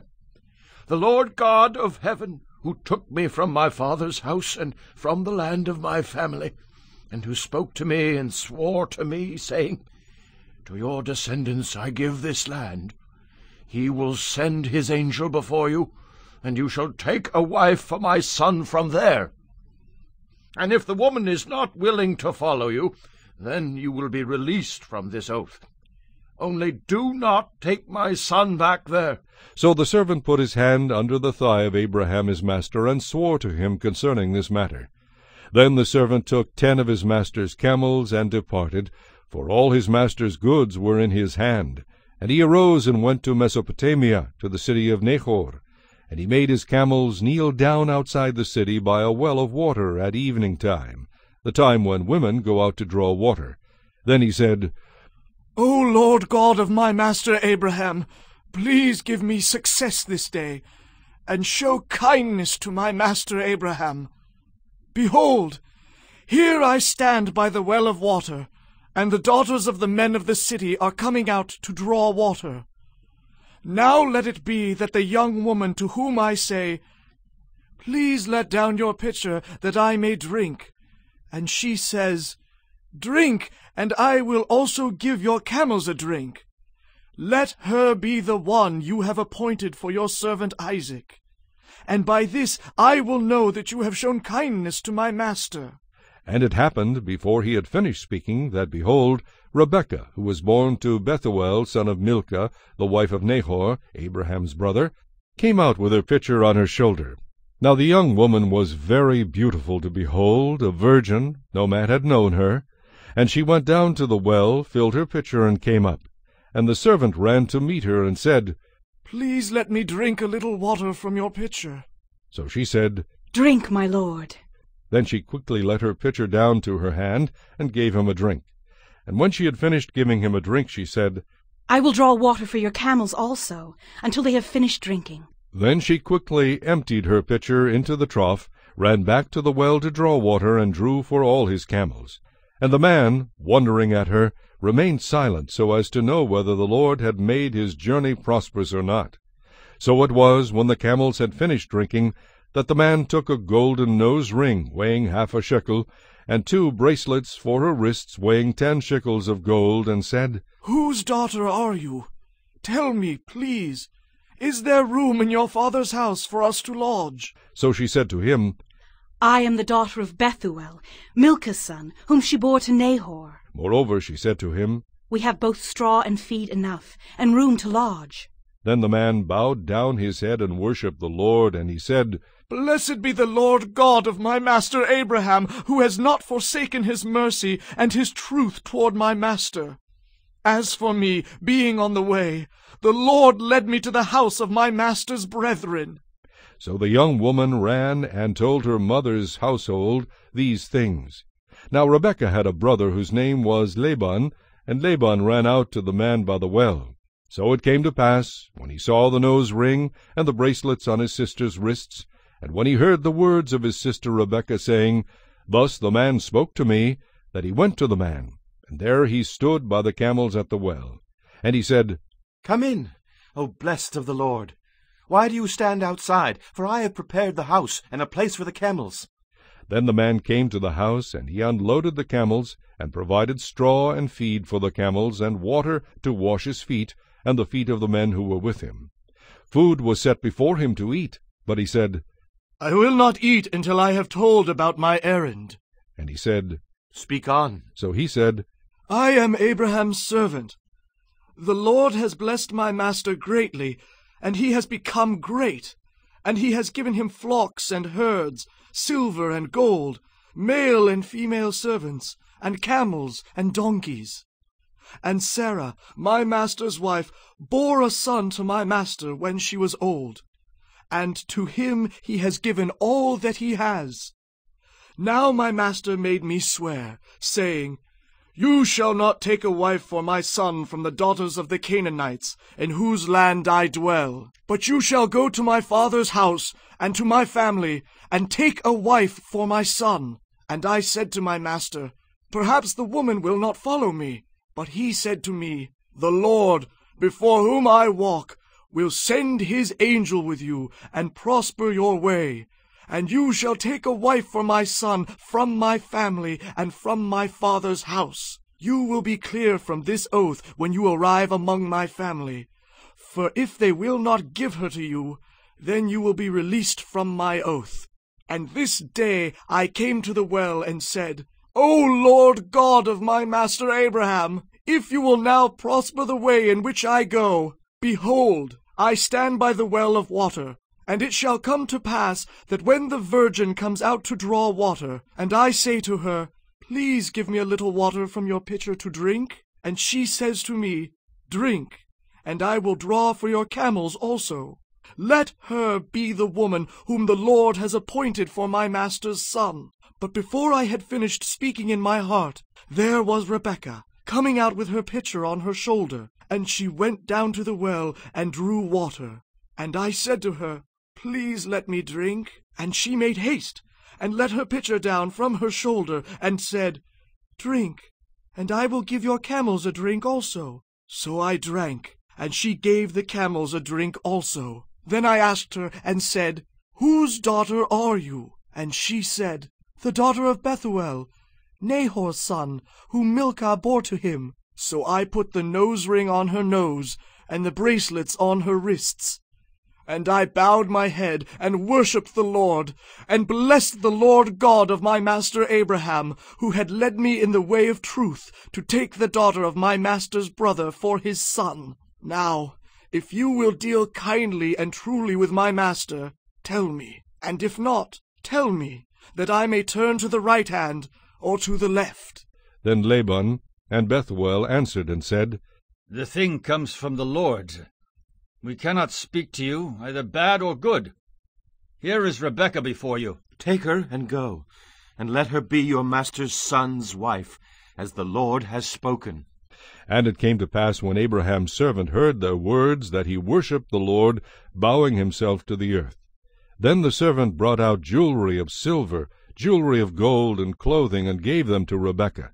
He also gave precious things to her brother and to her mother. And he and the men who were with him ate and drank, and stayed all night.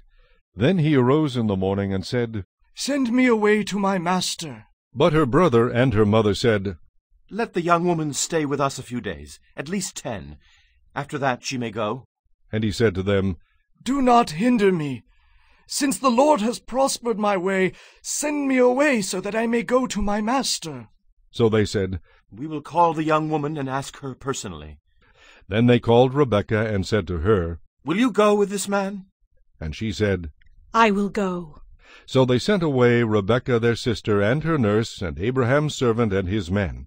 And they blessed Rebekah and said to her, Our sister, may you become the mother of thousands of 10,000s, and may your descendants possess the gates of those who hate them. Then Rebekah and her maids arose, and they rode on the camels and followed the man. So the servant took Rebekah and departed. Now Isaac came from the way of Beer-lahai-roi, for he dwelt in the south. And Isaac went out to meditate in the field in the evening, and he lifted his eyes and looked, and there the camels were coming. Then Rebekah lifted her eyes, and when she saw Isaac, she dismounted from her camel. For she had said to the servant, Who is this man walking in the field to meet us? The servant said, It is my master. So she took a veil and covered herself, and the servant told Isaac all the things that he had done. Then Isaac brought her into his mother Sarah's tent, and he took Rebekah, and she became his wife, and he loved her. So Isaac was comforted after his mother's death. Chapter 25. Abraham again took a wife, and her name was Keturah. And she bore him Zimran, Jokshan, Medan, Midian, Ishbak, and Shua. Jokshan begot Sheba and Dedan.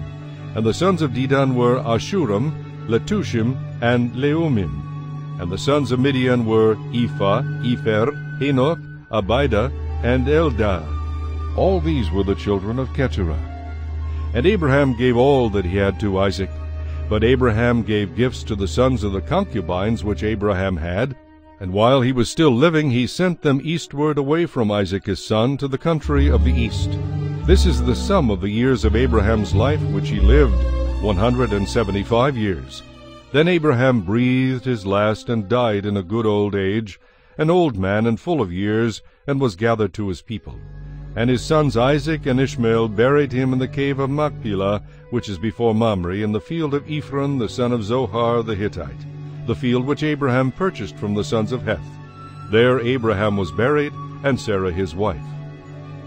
And it came to pass, after the death of Abraham, that God blessed his son Isaac, and Isaac dwelt at Beer-lahai-roi.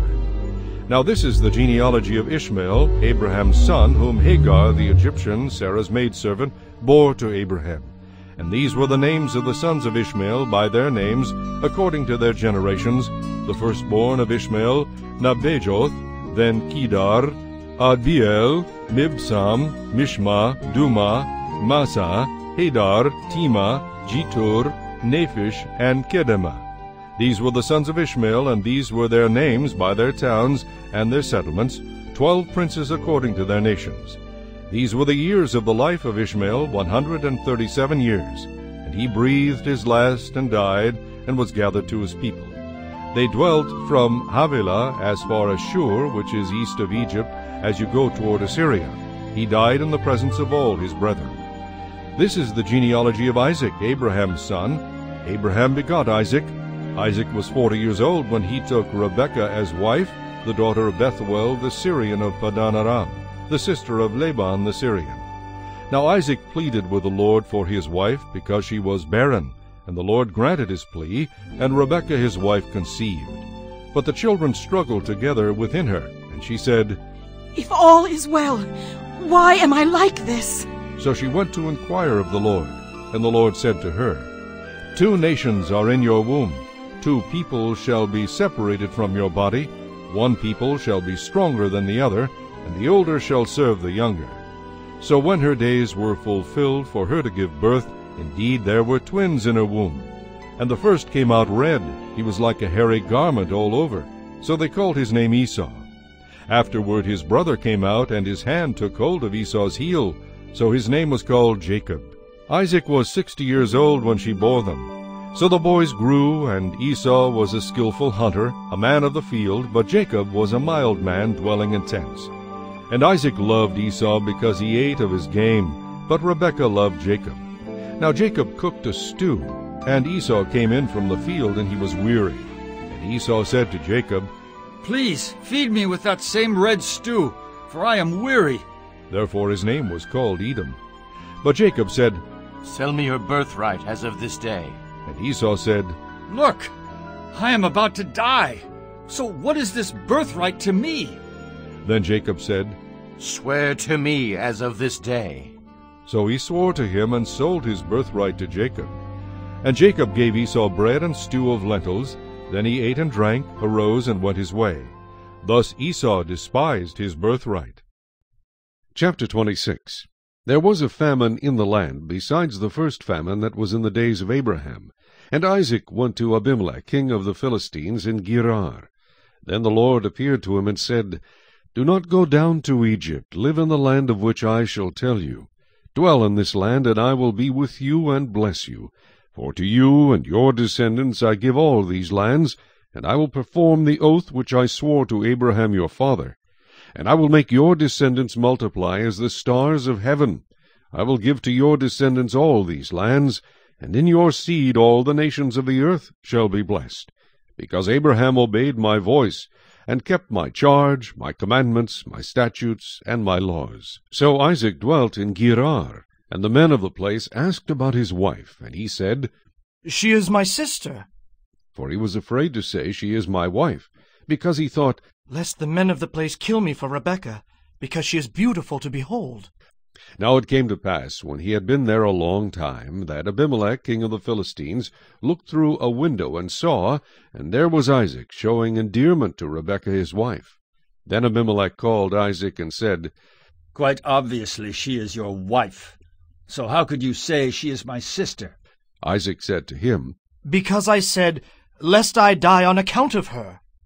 And Abimelech said, What is this you have done to us? One of the people might soon have lain with your wife, and you would have brought guilt on us. So Abimelech charged all his people, saying, He who touches this man or his wife shall surely be put to death. Then Isaac sowed in that land, and reaped in the same year 100-fold, and the Lord blessed him. The man began to prosper, and continued prospering, until he became very prosperous. For he had possessions of flocks, and possessions of herds, and a great number of servants. So the Philistines envied him. Now the Philistines had stopped up all the wells which his father's servants had dug in the days of Abraham his father, and they had filled them with earth. And Abimelech said to Isaac, Go away from us, for you are much mightier than we. Then Isaac departed from there, and pitched his tent in the valley of Gerar, and dwelt there. And Isaac dug again the wells of water which they had dug in the days of Abraham his father, for the Philistines had stopped them up after the death of Abraham. He called them by the names which his father had called them. Also Isaac's servants dug in the valley, and found a well of running water there. But the herdsmen of Gerar quarrelled with Isaac's herdsmen, saying, The water is ours. So he called the name of the well Esek. because they quarrelled with him. Then they dug another well, and they quarrelled over that one also. So he called its name Sitnah. And he moved from there, and dug another well, and they did not quarrel over it. So he called its name Rehoboth, because he said, For now the Lord has made room for us, and we shall be fruitful in the land. Then he went up from there to Beersheba. And the Lord appeared to him the same night, and said, I am the God of your father Abraham. Do not fear, for I am with you. I will bless you and multiply your descendants for my servant Abraham's sake. So he built an altar there, and called on the name of the Lord. And he pitched his tent there, and there Isaac's servants dug a well. Then Abimelech came to him from Gerar with Ahuzzath, one of his friends, and Phicol, the commander of his army. And Isaac said to them, Why have you come to me, since you hate me and have sent me away from you? But they said, We have certainly seen that the Lord is with you. So we said, Let there now be an oath between us, between you and us. Let us make a covenant with you, that you will do us no harm, since we have not touched you, and since we have done nothing to you but good, and have sent you away in peace. You are now the blessed of the Lord. So he made them a feast, and they ate and drank. Then they arose early in the morning, and swore an oath with one another, and Isaac sent them away, and they departed from him in peace. It came to pass the same day that Isaac's servants came and told him about the well which they had dug, and said to him, We have found water. So he called it Sheba. Therefore the name of the city is Beersheba to this day. When Esau was 40 years old, he took as wives Judith, the daughter of Beeri the Hittite, and Basemath, the daughter of Elon the Hittite. And they were a grief of mind to Isaac and Rebekah. Chapter 27. Now it came to pass, when Isaac was old, and his eyes were so dim that he could not see, that he called Esau his older son, and said to him, My son. And he answered him, Here I am. Then he said, Behold now, I am old. I do not know the day of my death. Now, therefore, please take your weapons, your quiver and your bow, and go out to the field and hunt game for me, and make me savory food, such as I love, and bring it to me, that I may eat, that my soul may bless you before I die. Now Rebekah was listening when Isaac spoke to Esau his son, and Esau went to the field to hunt game and to bring it. So Rebekah spoke to Jacob her son, saying, Indeed, I heard your father speak to Esau your brother, saying, Bring me game, and make savory food for me, that I may eat it, and bless you in the presence of the Lord before my death. Now therefore, my son, obey my voice according to what I command you. Go now to the flock, and bring me from there 2 choice kids of the goats, and I will make savory food from them for your father, such as he loves. Then you shall take it to your father, that he may eat it, and that he may bless you before his death. And Jacob said to Rebekah his mother, Look, Esau my brother is a hairy man, and I am a smooth-skinned man. Perhaps my father will feel me, and I shall seem to be a deceiver to him, and I shall bring a curse on myself, and not a blessing. But his mother said to him, Let your curse be on me, my son. Only obey my voice, and go. Get them for me. And he went and got them, and brought them to his mother, and his mother made savory food such as his father loved. Then Rebekah took the choice clothes of her elder son Esau, which were with her in the house, and put them on Jacob her younger son. And she put the skins of the kids of the goats on his hands, and on the smooth part of his neck. Then she gave the savory food and the bread which she had prepared into the hand of her son Jacob. So he went to his father, and said, My father. And he said, Here I am. Who are you, my son? Jacob said to his father, I am Esau, your firstborn. I have done just as you told me. Please arise, sit and eat of my game, that your soul may bless me. But Isaac said to his son, How is it that you have found it so quickly, my son? And he said, Because the Lord your God brought it to me. Then Isaac said to Jacob, Please come near, that I may feel you, my son, whether you are really my son Esau or not. So Jacob went near to Isaac his father, and he felt him, and said, The voice is Jacob's voice, but the hands are the hands of Esau. And he did not recognize him because his hands were hairy, like his brother Esau's hands. So he blessed him. Then he said, Are you really my son Esau? He said, I am. He said, Bring it near to me, and I will eat of my son's game, so that my soul may bless you. So he brought it near to him, and he ate. And he brought him wine, and he drank. Then his father Isaac said to him, Come near now, and kiss me, my son. And he came near and kissed him. And he smelled the smell of his clothing, and blessed him, and said, Surely the smell of my son is like the smell of a field, which the Lord has blessed. Therefore may God give you of the dew of heaven, of the fatness of the earth, and plenty of grain and wine.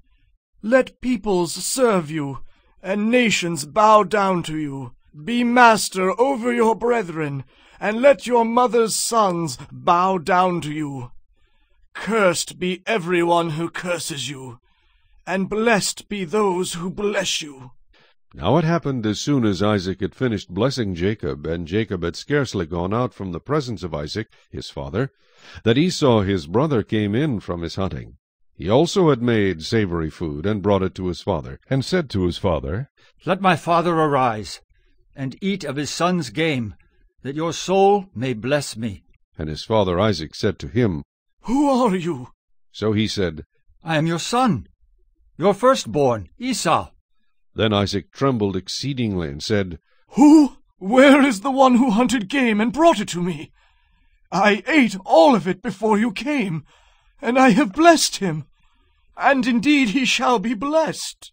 When Esau heard the words of his father, he cried with an exceedingly great and bitter cry, and said to his father, Bless me also, O my father.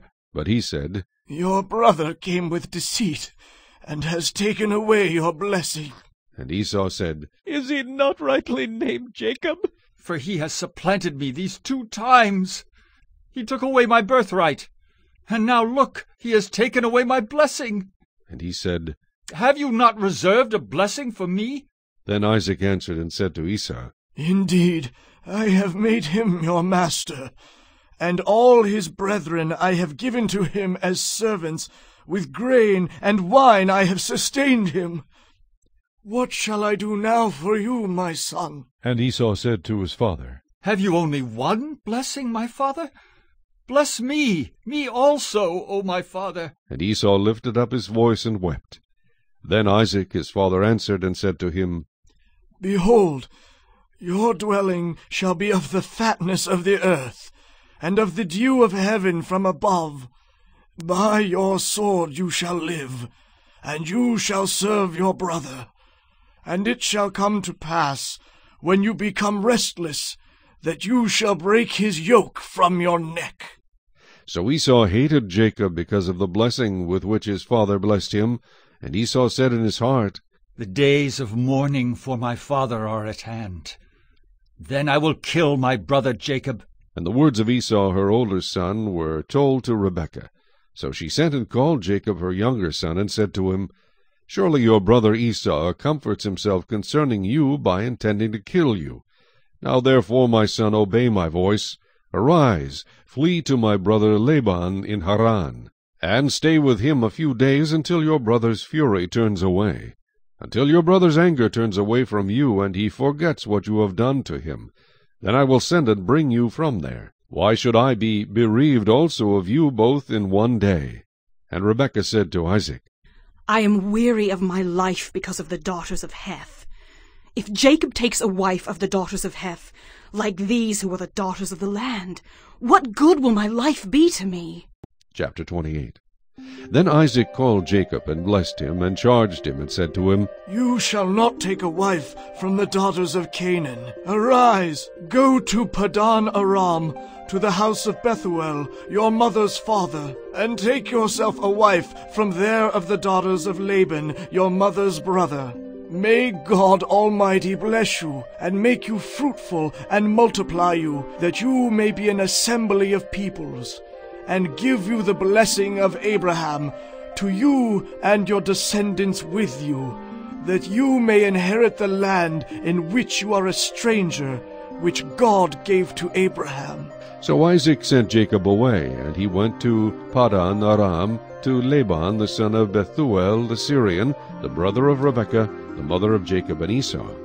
Esau saw that Isaac had blessed Jacob, and sent him away to Padan Aram to take himself a wife from there, and that as he blessed him he gave him a charge, saying, You shall not take a wife from the daughters of Canaan. And that Jacob had obeyed his father and his mother, and had gone to Padan Aram. Also Esau saw that the daughters of Canaan did not please his father Isaac. So Esau went to Ishmael, and took Mahalath, the daughter of Ishmael, Abraham's son, the sister of Nebajoth, to be his wife, in addition to the wives he had. Now Jacob went out from Beersheba, and went toward Haran. So he came to a certain place, and stayed there all night, because the sun had set.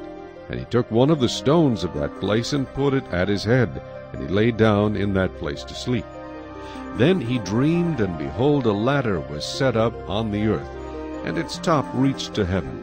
And there the angels of God were ascending and descending on it. And behold, the Lord stood above it, and said, I am the Lord God of Abraham your father, and the God of Isaac. The land on which you lie I will give to you and your descendants. Also your descendants shall be as the dust of the earth. You shall spread abroad to the west and the east, to the north and the south. And in you and in your seed all the families of the earth shall be blessed. Behold, I am with you, and will keep you wherever you go, and will bring you back to this land, for I will not leave you until I have done what I have spoken to you. Then Jacob awoke from his sleep, and said, Surely the Lord is in this place, and I did not know it. And he was afraid, and said, How awesome is this place!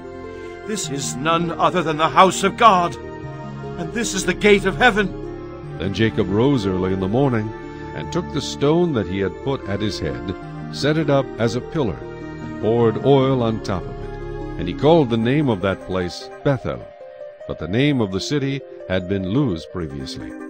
Then Jacob made a vow, saying, If God will be with me, and keep me in this way that I am going, and give me bread to eat and clothing to put on, so that I come back to my father's house in peace, then the Lord shall be my God.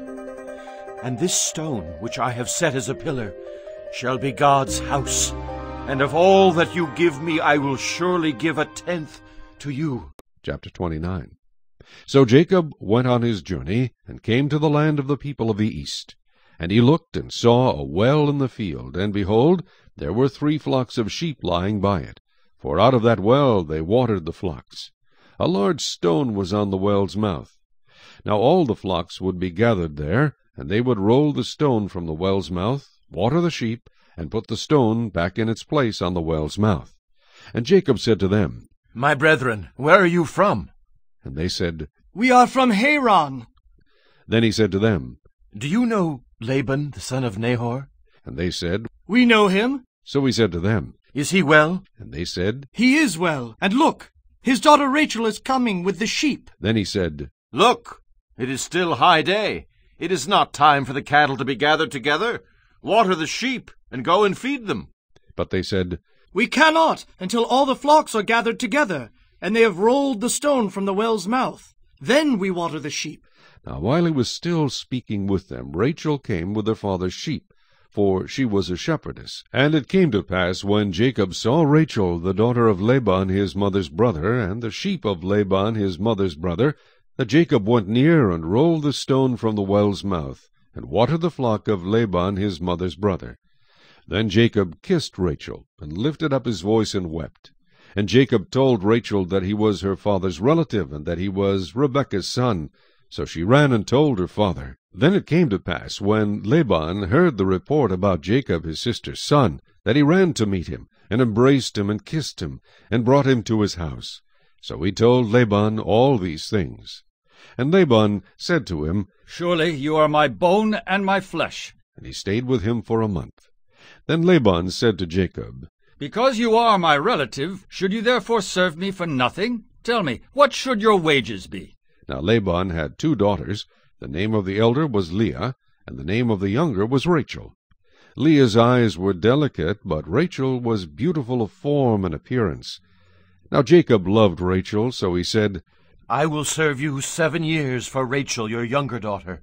And Laban said, It is better that I give her to you than that I should give her to another man. Stay with me.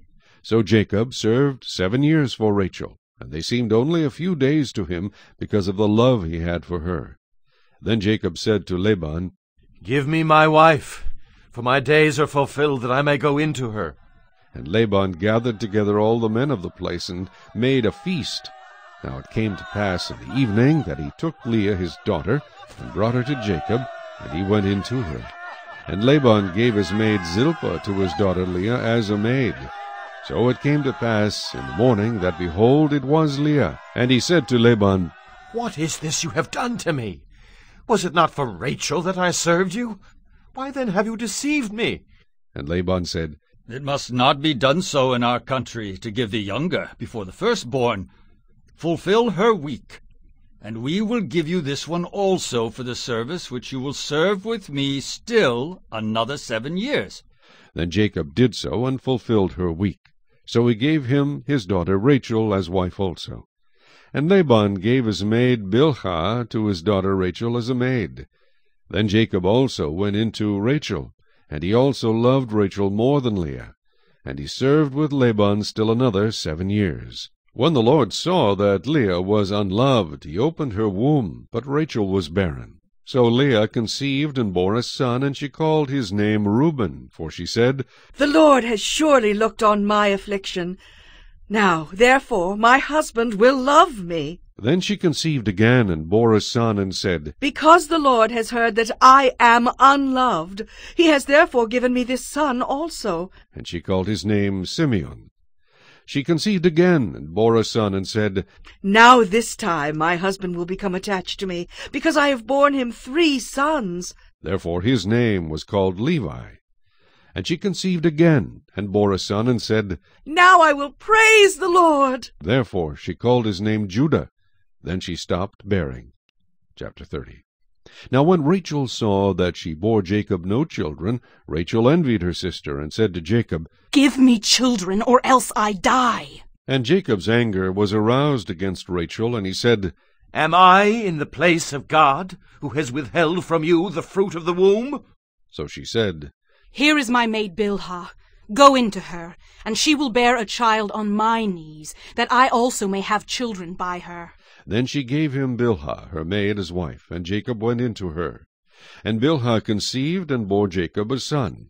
Then Rachel said, God has judged my case, and he has also heard my voice and given me a son.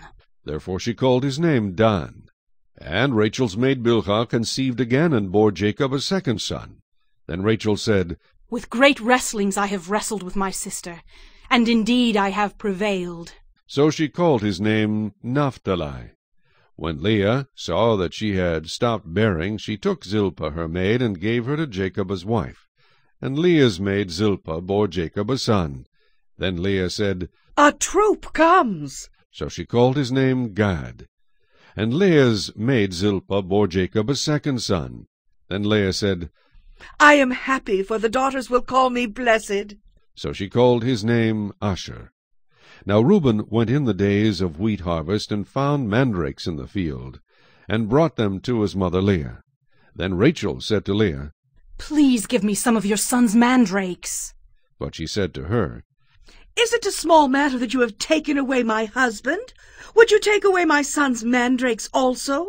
And Rachel said, Therefore he will lie with you tonight for your son's mandrakes. When Jacob came out of the field in the evening, Leah went out to meet him, and said, You must come in to me, for I have surely hired you with my son's mandrakes. And he lay with her that night. And God listened to Leah, and she conceived and bore Jacob a 5th son. Leah said, God has given me my wages, because I have given my maid to my husband. So she called his name Issachar. Then Leah conceived again, and bore Jacob a 6th son. And Leah said, God has endowed me with a good endowment. Now my husband will dwell with me, because I have borne him 6 sons. So she called his name Zebulun. Afterward she bore a daughter, and called her name Dinah. Then God remembered Rachel, and God listened to her, and opened her womb. And she conceived and bore a son, and said, God has taken away my reproach. So she called his name Joseph, and said, The Lord shall add to me another son. And it came to pass, when Rachel had borne Joseph, that Jacob said to Laban, Send me away, that I may go to my own place and to my country. Give me my wives and my children, for whom I have served you, and let me go. For you know my service which I have done for you. And Laban said to him, Please stay, if I have found favor in your eyes, for I have learned by experience that the Lord has blessed me for your sake. Then he said, Name me your wages, and I will give it. So Jacob said to him, You know how I have served you, and how your livestock has been with me.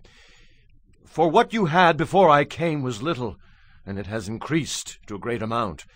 The Lord has blessed you since my coming. And now, when shall I also provide for my own house? So he said, What shall I give you? And Jacob said, You shall not give me anything. If you will do this thing for me, I will again feed and keep your flocks. Let me pass through all your flock today, removing from there all the speckled and spotted sheep, and all the brown ones among the lambs, and the spotted and speckled among the goats, and these shall be my wages. So my righteousness will answer for me in time to come, when the subject of my wages comes before you. Every one that is not speckled and spotted among the goats, and brown among the lambs, will be considered stolen, if it is with me. And Laban said, Oh, that it were according to your word. So he removed that day the male goats that were speckled and spotted, all the female goats that were speckled and spotted, every one that had some white in it, and all the brown ones among the lambs, and gave them into the hand of his sons. Then he put 3 days' journey between himself and Jacob fed the rest of Laban's flocks. Now Jacob took for himself rods of green poplar, and of the almond and chestnut trees, peeled white strips in them, and exposed the white which was in the rods. And the rods which he had peeled he set before the flocks in the gutters, in the watering troughs, where the flocks came to drink, so that they should conceive when they came to drink. So the flocks conceived before the rods, and the flocks brought forth, streaked, speckled, and spotted. Then Jacob separated the lambs, and made the flocks face toward the streaked and all the brown in the flock of Laban. But he put his own flocks by themselves, and did not put them with Laban's flock. And it came to pass, whenever the stronger livestock conceived, that Jacob placed the rods before the eyes of the livestock in the gutters, that they might conceive among the rods. But when the flocks were feeble, he did not put them in. So the feebler were Laban's, and the stronger Jacob's. Thus the man became exceedingly prosperous, and had large flocks, female and male servants, and camels and donkeys. Chapter 31. Now Jacob heard the words of Laban's son, saying, Jacob has taken away all that was our father's, and from what was our father's he has acquired all this wealth. And Jacob saw the countenance of Laban, and indeed it was not favorable toward him as before. Then the Lord said to Jacob, Return to the land of your fathers, and to your family, and I will be with you. So Jacob sent and called Rachel and Leah to the field, to his flock, and said to them, I see your father's countenance, that it is not favorable toward me as before. But the God of my father has been with me. And you know that with all my might I have served your father. Yet your father has deceived me, and changed my wages 10 times. But God did not allow him to hurt me. If he said thus, The speckled shall be your wages, then all the flocks bore speckled. And if he said thus, The streaked shall be your wages, then all the flocks bore streaked. So God has taken away the livestock of your father, and given them to me. And it happened at the time when the flocks conceived, that I lifted my eyes, and saw in a dream, and behold, the rams which leaped upon the flocks were streaked, speckled, and gray spotted. Then the angel of God spoke to me in a dream, saying, Jacob. And I said, Here I am. And he said, Lift your eyes now, and see, all the rams which leap on the flocks are streaked, speckled, and gray spotted. For I have seen all that Laban is doing to you. I am the God of Bethel, where you anointed the pillar, and where you made a vow to me. Now arise, get out of this land, and return to the land of your family. Then Rachel and Leah answered and said to him, Is there still any portion or inheritance for us in our father's house? Are we not considered strangers by him? For he has sold us, and also completely consumed our money. For all these riches which God has taken from our father are really ours and our children's. Now then, whatever God has said to you, do it. Then Jacob rose and set his sons and his wives on camels. And he carried away all his livestock and all his possessions which he had gained, his acquired livestock which he had gained in Padan Aram, to go to his father Isaac in the land of Canaan. Now Laban had gone to shear his sheep, and Rachel had stolen the household idols that were her father's. And Jacob stole away, unknown to Laban the Syrian, in that he did not tell him that he intended to flee. So he fled with all that he had. He arose and crossed the river and headed toward the mountains of Gilead. And Laban was told on the third day that Jacob had fled.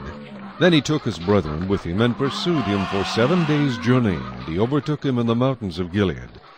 But God had come to Laban the Syrian in a dream by night, and said to him, Be careful that you speak to Jacob neither good nor bad. So Laban overtook Jacob. Now Jacob had pitched his tent in the mountains, and Laban with his brethren pitched in the mountains of Gilead.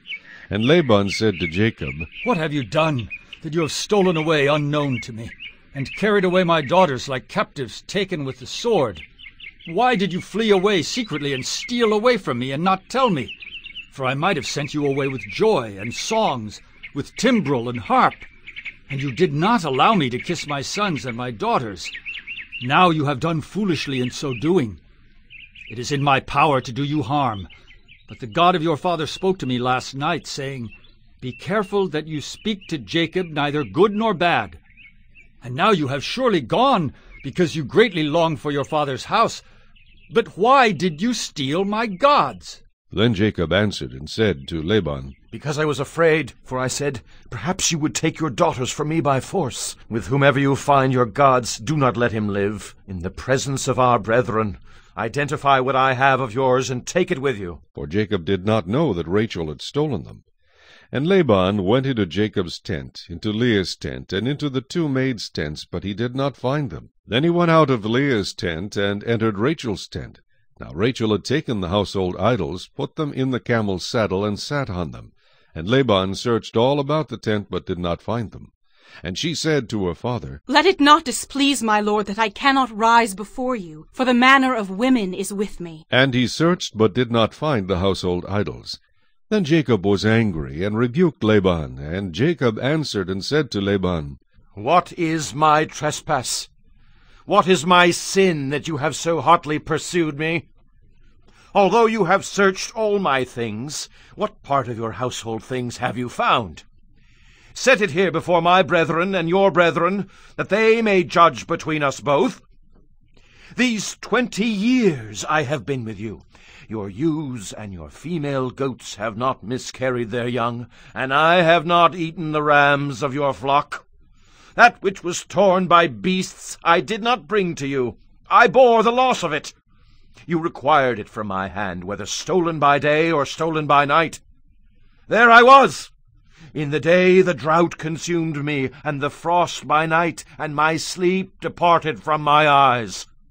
Thus I have been in your house 20 years. I served you 14 years for your 2 daughters, and 6 years for your flock, and you have changed my wages 10 times. Unless the God of my father, the God of Abraham and the fear of Isaac, had been with me, surely now you would have sent me away empty-handed. God has seen my affliction and the labor of my hands, and rebuked you last night. And Laban answered and said to Jacob, These daughters are my daughters, and these children are my children, and this flock is my flock. All that you see is mine. But what can I do this day to these my daughters, or to their children whom they have borne? Now therefore come, let us make a covenant, you and I, and let it be a witness between you and me. So Jacob took a stone and set it up as a pillar. Then Jacob said to his brethren, Gather stones. And they took stones and made a heap, and they ate there on the heap. Laban called it Jegar Sahadutha, but Jacob called it Galeed. And Laban said, This heap is a witness between you and me this day. Therefore its name was called Galeed. Also Mizpah, because he said, May the Lord watch between you and me when we are absent one from another. If you afflict my daughters, or if you take other wives besides my daughters, although no man is with us, see, God is witness between you and me. Then Laban said to Jacob, Here is this heap, and here is this pillar which I have placed between you and me. This heap is a witness, and this pillar is a witness, that I will not pass beyond this heap to you, and you will not pass beyond this heap and this pillar to me, for harm. The God of Abraham, the God of Nahor, and the God of their father judge between us. And Jacob swore by the fear of his father Isaac. Then Jacob offered a sacrifice on the mountain, and called his brethren to eat bread. And they ate bread, and stayed all night on the mountain. And early in the morning Laban arose, and kissed his sons and daughters, and blessed them. Then Laban departed, and returned to his place. Chapter 32. So Jacob went on his way, and the angels of God met him. When Jacob saw them, he said, This is God's camp. And he called the name of that place Mechanaim. Then Jacob sent messengers before him to Esau his brother in the land of Seir, the country of Edom. And he commanded them, saying, Speak thus to my lord Esau. Thus your servant Jacob says, I have dwelt with Laban and stayed there until now.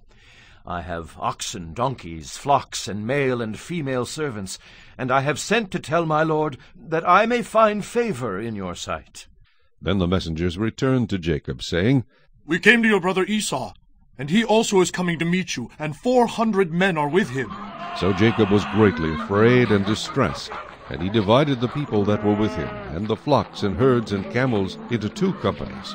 And he said, If Esau comes to the one company and attacks it, then the other company which is left will escape. Then Jacob said, O God of my father Abraham, and God of my father Isaac, the Lord who said to me, Return to your country and to your family, and I will deal well with you. I am not worthy of the least of all the mercies, and of all the truth which you have shown your servant. For I crossed over this Jordan with my staff, and now I have become 2 companies. Deliver me, I pray, from the hand of my brother, from the hand of Esau, for I fear him, lest he come and attack me and the mother with the children. For you said, I will surely treat you well, and make your descendants as the sand of the sea, which cannot be numbered for multitude. So he lodged there that same night, and took what came to his hand as a present for Esau his brother, 200 female goats, and 20 male goats, 200 ewes, and 20 rams, 30 milk camels with their colts, 40 cows, and 10 bulls, 20 female donkeys, and 10 foals. Then he delivered them to the hand of his servants, every drove by itself, and said to his servants, Pass over before me, and put some distance between successive droves. And he commanded the first one, saying, When Esau my brother meets you and asks you, saying, To whom do you belong, and where are you going? Whose are these in front of you? Then you shall say, They are your servant Jacob's. It is a present sent to my lord Esau, and behold, he also is behind us. So he commanded the second, the third, and all who followed the drove, saying, In this manner you shall speak to Esau when you find him, and also say, Behold, your servant Jacob is behind us. For he said, I will appease him with the present that goes before me, and afterward I will see his face. Perhaps he will accept me. So the present went on over before him, but he himself lodged that night in the camp. And he arose that night, and took his 2 wives, his 2 female servants, and his 11 sons, and crossed over the ford of Jabbok. He took them, sent them over the brook, and sent over what he had. Then Jacob was left alone, and a man wrestled with him until the breaking of day. Now when he saw that he did not prevail against him, he touched the socket of his hip, and the socket of Jacob's hip was out of joint as he wrestled with him. And he said, Let me go, for the day breaks. But he said, I will not let you go unless you bless me. So he said to him, What is your name? He said, Jacob.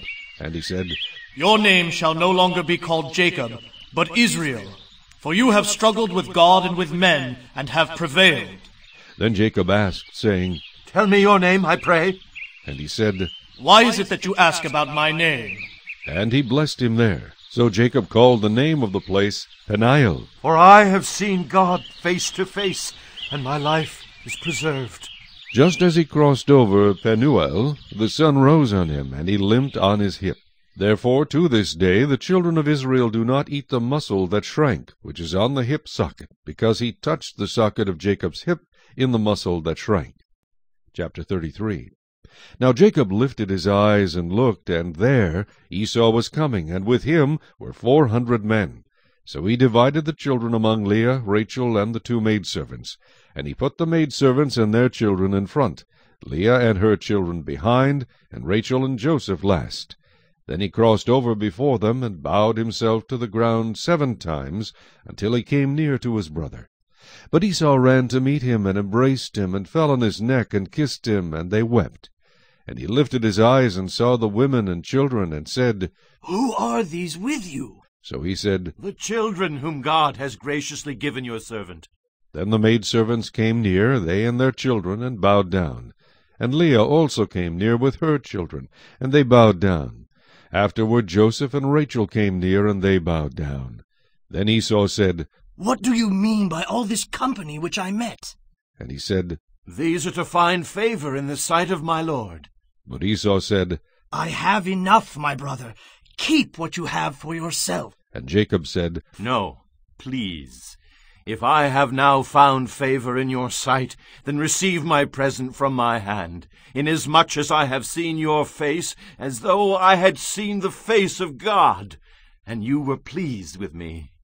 Please, take my blessing that is brought to you, because God has dealt graciously with me, and because I have enough. So he urged him, and he took it.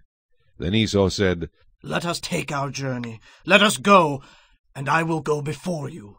But Jacob said to him, My lord knows that the children are weak, and the flocks and herds which are nursing are with me. And if the men should drive them hard one day, all the flock will die. Please let my lord go on ahead before his servant. I will lead on slowly at a pace which the livestock that go before me, and the children, are able to endure, until I come to my lord in Seir. And Esau said, Now let me leave you with some of the people who are with me. But he said, What need is there? Let me find favor in the sight of my lord. So Esau returned that day on his way to Seir. And Jacob journeyed to Succoth, built himself a house, and made booths for his livestock.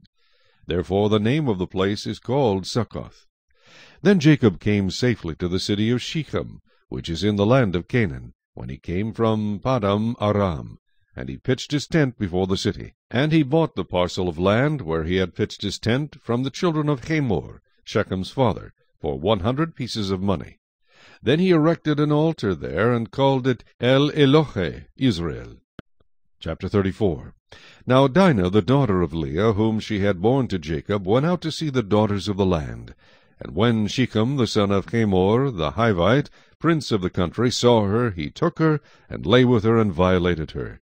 His soul was strongly attracted to Dinah, the daughter of Jacob, and he loved the young woman, and spoke kindly to the young woman. So Shechem spoke to his father Hamor, saying, Get me this young woman as a wife. And Jacob heard that he had defiled Dinah his daughter.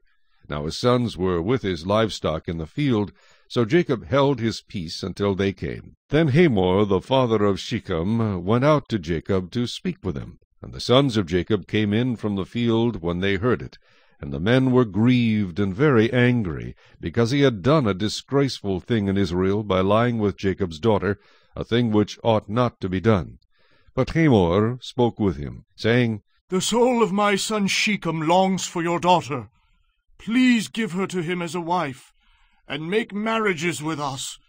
Give your daughters to us, and take our daughters to yourselves. So you shall dwell with us, and the land shall be before you. Dwell and trade in it, and acquire possessions for yourselves in it. Then Shechem said to her father and her brothers, Let me find favor in your eyes, and whatever you say to me I will give. Ask me ever so much dowry and gift, and I will give according to what you say to me. But give me the young woman as a wife. But the sons of Jacob answered Shechem and Hamor his father, and spoke deceitfully, because he had defiled Dinah their sister. And they said to them, We cannot do this thing, to give our sister to one who is uncircumcised, for that would be a reproach to us. But on this condition we will consent to you. If you will become as we are, if every male of you is circumcised, then we will give our daughters to you, and we will take your daughters to us, and we will dwell with you, and we will become one people. But if you will not heed us and be circumcised, then we will take our daughter and be gone. And their words pleased Hamor and Shechem, Hamor's son. So the young man did not delay to do the thing, because he delighted in Jacob's daughter. He was more honorable than all the household of his father. And Hamor and Shechem his son came to the gate of their city, and spoke with the men of their city, saying, These men are at peace with us. Therefore let them dwell in the land and trade in it. For indeed the land is large enough for them. Let us take their daughters to us as wives, and let us give them our daughters. Only on this condition will the men consent to dwell with us, to be one people. If every male among us is circumcised as they are circumcised, will not their livestock, their property, and every animal of theirs be ours? Only let us consent to them, and they will dwell with us. And all who went out of the gate of his city heeded Hamor and Shechem his son. Every male was circumcised, all who went out of the gate of his city. Now it came to pass on the third day, when they were in pain, that two of the sons of Jacob, Simeon and Levi, Dinah's brothers, each took his sword, and came boldly upon the city, and killed all the males. And they killed Hamor and Shechem his son with the edge of the sword, and took Dinah from Shechem's house, and went out. The sons of Jacob came upon the slain, and plundered the city, because their sister had been defiled. They took their sheep, their oxen, and their donkeys, what was in the city, and what was in the field, and all their wealth, all their little ones and their wives they took captive, and they plundered even all that was in the houses. Then Jacob said to Simeon and Levi, You have troubled me by making me obnoxious among the inhabitants of the land, among the Canaanites and the Perizzites. And since I am few in number, they will gather themselves together against me and kill me. I shall be destroyed, my household and I. But they said, Should he treat our sister like a harlot? Chapter 35. Then God said to Jacob, Arise, go up to Bethel, and dwell there, and make an altar there to God, who appeared to you when you fled from the face of Esau your brother. And Jacob said to his household, and to all who were with him, Put away the foreign gods that are among you.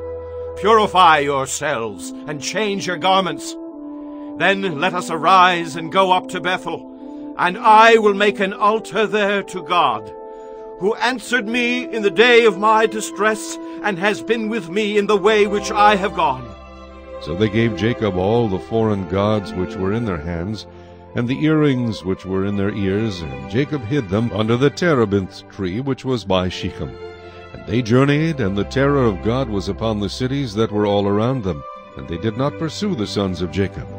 So Jacob came to Luz, that is Bethel, which is in the land of Canaan, he and all the people who were with him. And he built an altar there, and called the place El Bethel, because there God appeared to him when he fled from the face of his brother.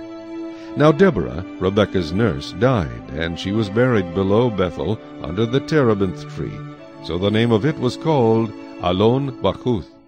Then God appeared to Jacob again, when he came from Padan Aram, and blessed him. And God said to him, Your name is Jacob. Your name shall not be called Jacob any more, but Israel shall be your name.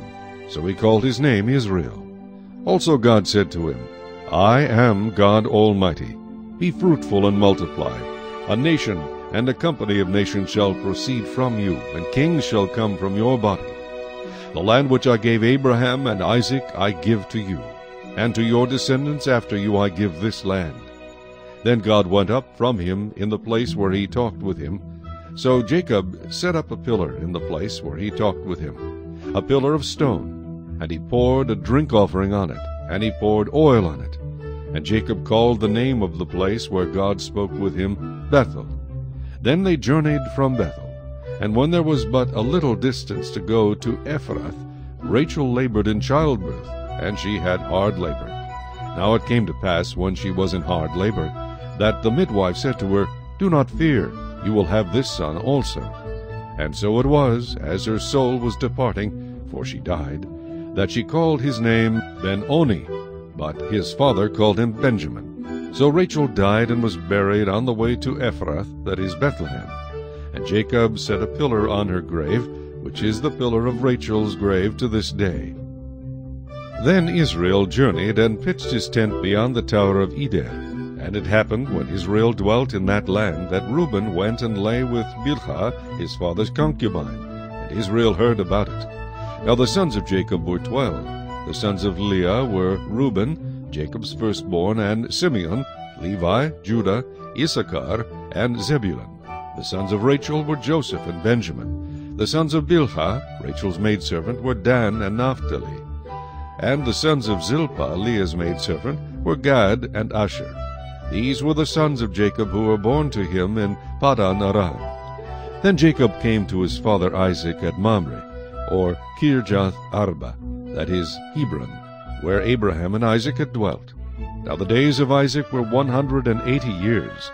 So Isaac breathed his last and died, and was gathered to his people, being old and full of days. And his sons Esau and Jacob buried him. Chapter 36. Now this is the genealogy of Esau, who is Edom. Esau took his wives from the daughters of Canaan: Adah, the daughter of Elon the Hittite; Aholibamah, the daughter of Anah, the daughter of Zibeon the Hivite; and Basemath, Ishmael's daughter, sister of Nebajoth. Now Adah bore Eliphaz to Esau, and Basemath bore Reuel, and Aholibamah bore Jeush, Jalam, and Korah. These were the sons of Esau who were born to him in the land of Canaan. Then Esau took his wives, his sons, his daughters, and all the persons of his household, his cattle and all his animals, and all his goods which he had gained in the land of Canaan, and went to a country away from the presence of his brother Jacob. For their possessions were too great for them to dwell together, and the land where they were strangers could not support them because of their livestock. So Esau dwelt in Mount Seir. Esau is Edom. And this is the genealogy of Esau, the father of the Edomites, in Mount Seir. These were the names of Esau's sons: Eliphaz, the son of Adah, the wife of Esau, and Reuel, the son of Basemath, the wife of Esau. And the sons of Eliphaz were Teman, Omar, Zepho, Gatam, and Kenaz. Now Timnah was the concubine of Eliphaz, Esau's son, and she bore Amalek to Eliphaz. These were the sons of Adah, Esau's wife. These were the sons of Reuel: Nahath, Zerah, Shammah, and Misa. These were the sons of Basemath, Esau's wife. These were the sons of Aholibamah, Esau's wife, the daughter of Anah, the daughter of Zebeon. And she bore to Esau Jeush, Jaalam, and Korah. These were the chiefs of the sons of Esau. The sons of Eliphaz, the firstborn son of Esau, were chief Teman, chief Omar, chief Zepho, chief Kenaz, chief Korah, chief Gatam, and chief Amalek. These were the chiefs of Eliphaz in the land of Edom. They were the sons of Adah. These were the sons of Reuel, Esau's son: chief Nahath, chief Zerah, chief Shammah, and chief Misa. These were the chiefs of Reuel in the land of Edom. These were the sons of Basemath, Esau's wife. And these were the sons of Aholibamah, Esau's wife: chief Jeush, chief Jaalam, and chief Korah. These were the chiefs who descended from Aholibamah, Esau's wife, the daughter of Anah. These were the sons of Esau, who is Edom, and these were their chiefs. These were the sons of Seir, the Horite, who inhabited the land: Lotan, Shobal, Zibeon, Anah, Dishon, Ezer, and Dishan. These were the chiefs of the Horites, the sons of Seir in the land of Edom. And the sons of Lotan were Hori and Heman. Lotan's sister was Timnah. These were the sons of Shobal: Alvan, Manahath, Ebal, Shepho, and Onam. These were the sons of Zibeon, both Ajah and Anah. This was the Anah who found the water in the wilderness as he pastured the donkeys of his father Zibeon. These were the children of Anah, Dishon, and Aholibamah, the daughter of Anah. These were the sons of Dishon: Hemdan, Eshban, Ithran, and Chiran. These were the sons of Ezer: Bilhan, Zeavan, and Achan. These were the sons of Dishon, Uz, and Aran. These were the chiefs of the Horites, chief Lotan, chief Shobal, chief Zibeon, chief Anna, chief Dishon, chief Ezer, and chief Dishon. These were the chiefs of the Horites according to their chiefs in the land of Seir. Now these were the kings who reigned in the land of Edom before any king reigned over the children of Israel. Bela the son of Beor reigned in Edom, and the name of his city was Dinhabah. And when Bela died, Jobab the son of Zerah of Bozrah reigned in his place. When Jobab died, Husham of the land of the Temanites reigned in his place. And when Husham died, Hadad the son of Bedad, who attacked Midian in the field of Moab, reigned in his place, and the name of his city was Avith. When Hadad died, Samlah of Masrekah reigned in his place. And when Samlah died, Saul of Rehoboth by the river reigned in his place. When Saul died, Baal-Hanan the son of Achbor reigned in his place. And when Baal-Hanan the son of Achbor died, Hadar reigned in his place, and the name of his city was Peu. His wife's name was Mehetabel, the daughter of Matred, the daughter of Mezahab. And these were the names of the chiefs of Esau, according to their families and their places, by their names: Chief Timnah, Chief Alva, Chief Jetheth, Chief Aholibamah, Chief Elah, Chief Pinon, Chief Kenaz, Chief Teman, Chief Mibzar, Chief Magdiel, and Chief Iram. These were the chiefs of Edom, according to their dwelling places in the land of their possession. Esau was the father of the Edomites. Chapter 37. Now Jacob dwelt in the land where his father was a stranger, in the land of Canaan. This is the history of Jacob. Joseph, being 17 years old, was feeding the flock with his brothers, and the lad was with the sons of Bilhah and the sons of Zilpah, his father's wives. And Joseph brought a bad report of them to his father. Now Israel loved Joseph more than all his children, because he was the son of his old age. Also he made him a tunic of many colors. But when his brothers saw that their father loved him more than all his brothers, they hated him, and could not speak peaceably to him. Now Joseph had a dream, and he told it to his brothers, and they hated him even more. So he said to them, Please hear this dream which I have dreamed. There we were, binding sheaves in the field. Then behold, my sheaf arose, and also stood upright. And indeed your sheaves stood all around, and bowed down to my sheaf. And his brothers said to him, Shall you indeed reign over us? Or shall you indeed have dominion over us? So they hated him even more for his dreams and for his words. Then he dreamed still another dream, and told it to his brothers, and said, Look, I have dreamed another dream. And this time the sun, the moon, and the 11 stars bowed down to me. So he told it to his father and his brothers. And his father rebuked him, and said to him, What is this dream that you have dreamed? Shall your mother and I and your brothers indeed come to bow down to the earth before you? And his brothers envied him, but his father kept the matter in mind. Then his brothers went to feed their father's flock in Shechem. And Israel said to Joseph, Are not your brothers feeding the flock in Shechem? Come, I will send you to them. So he said to him, Here I am.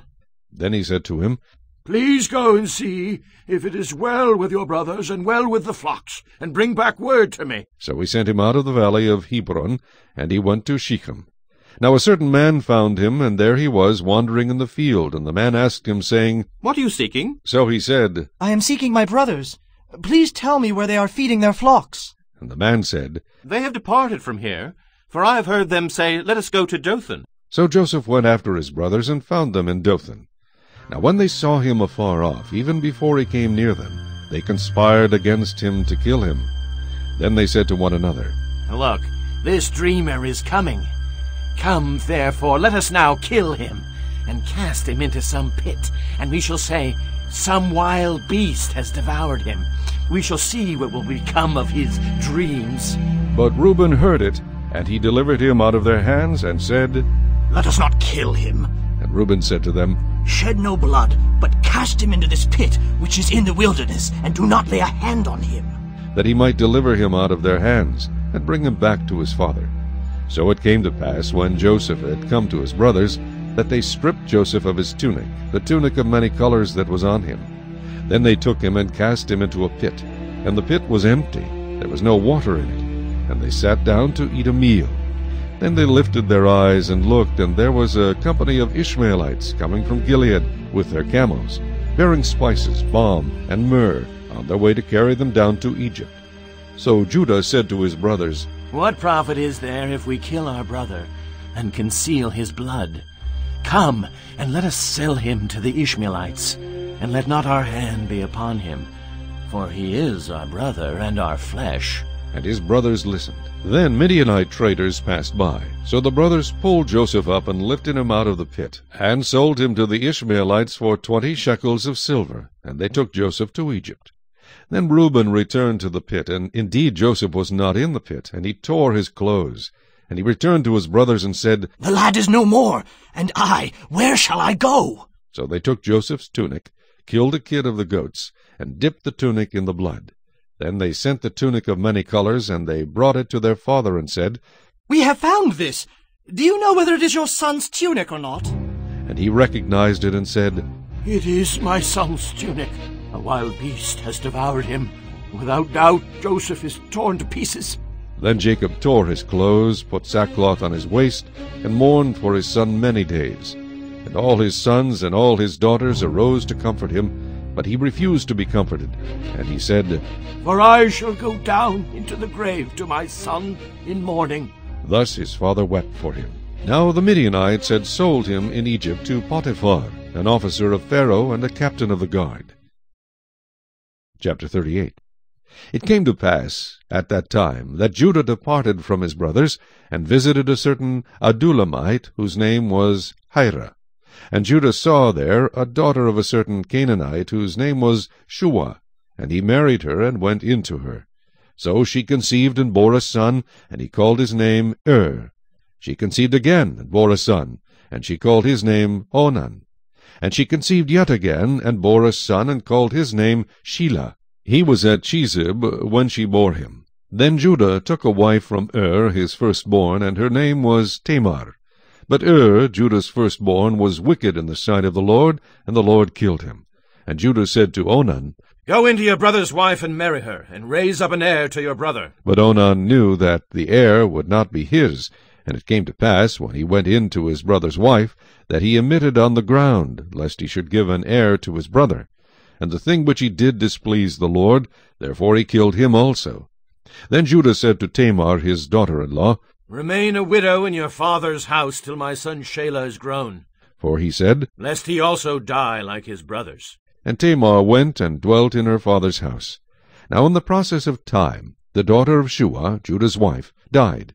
And Judah was comforted, and went up to his sheep-shearers at Timnah, he and his friend Hira the Adullamite. And it was told Tamar, saying, Look, your father is going up to Timnah to shear his sheep. So she took off her widow's garments, covered herself with a veil, and wrapped herself, and sat in an open place, which was on the way to Timnah, for she saw that Shelah was grown, and she was not given to him as a wife.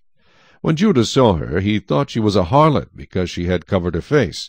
Then he turned to her by the way, and said, Please let me come in to you. For he did not know that she was his daughter-in-law. So she said, What will you give me, that you may come in to me? And he said, I will send a young goat from the flock. So she said, Will you give me a pledge till you send it? Then he said, What pledge shall I give you? So she said, Your signet and cord, and your staff that is in your hand. Then he gave them to her, and went in to her, and she conceived by him. So she arose and went away, and laid aside her veil, and put on the garments of her widowhood. And Judah sent the young goat by the hand of his friend the Adullamite, to receive his pledge from the woman's hand. But he did not find her. Then he asked the men of that place, saying, Where is the harlot who was openly by the roadside? And they said, There was no harlot in this place. So he returned to Judah and said, I cannot find her. Also the men of the place said there was no harlot in this place. Then Judah said, Let her take them for herself, lest we be shamed. For I sent this young goat, and you have not found her.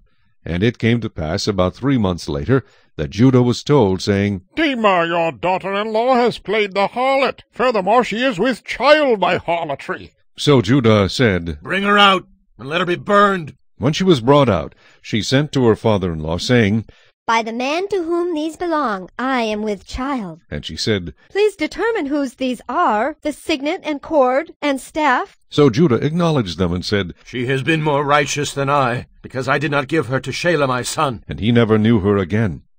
Now it came to pass at the time for giving birth, that, behold, twins were in her womb. And so it was, when she was giving birth, that the one put out his hand, and the midwife took a scarlet thread, and bound it on his hand, saying, This one came out first.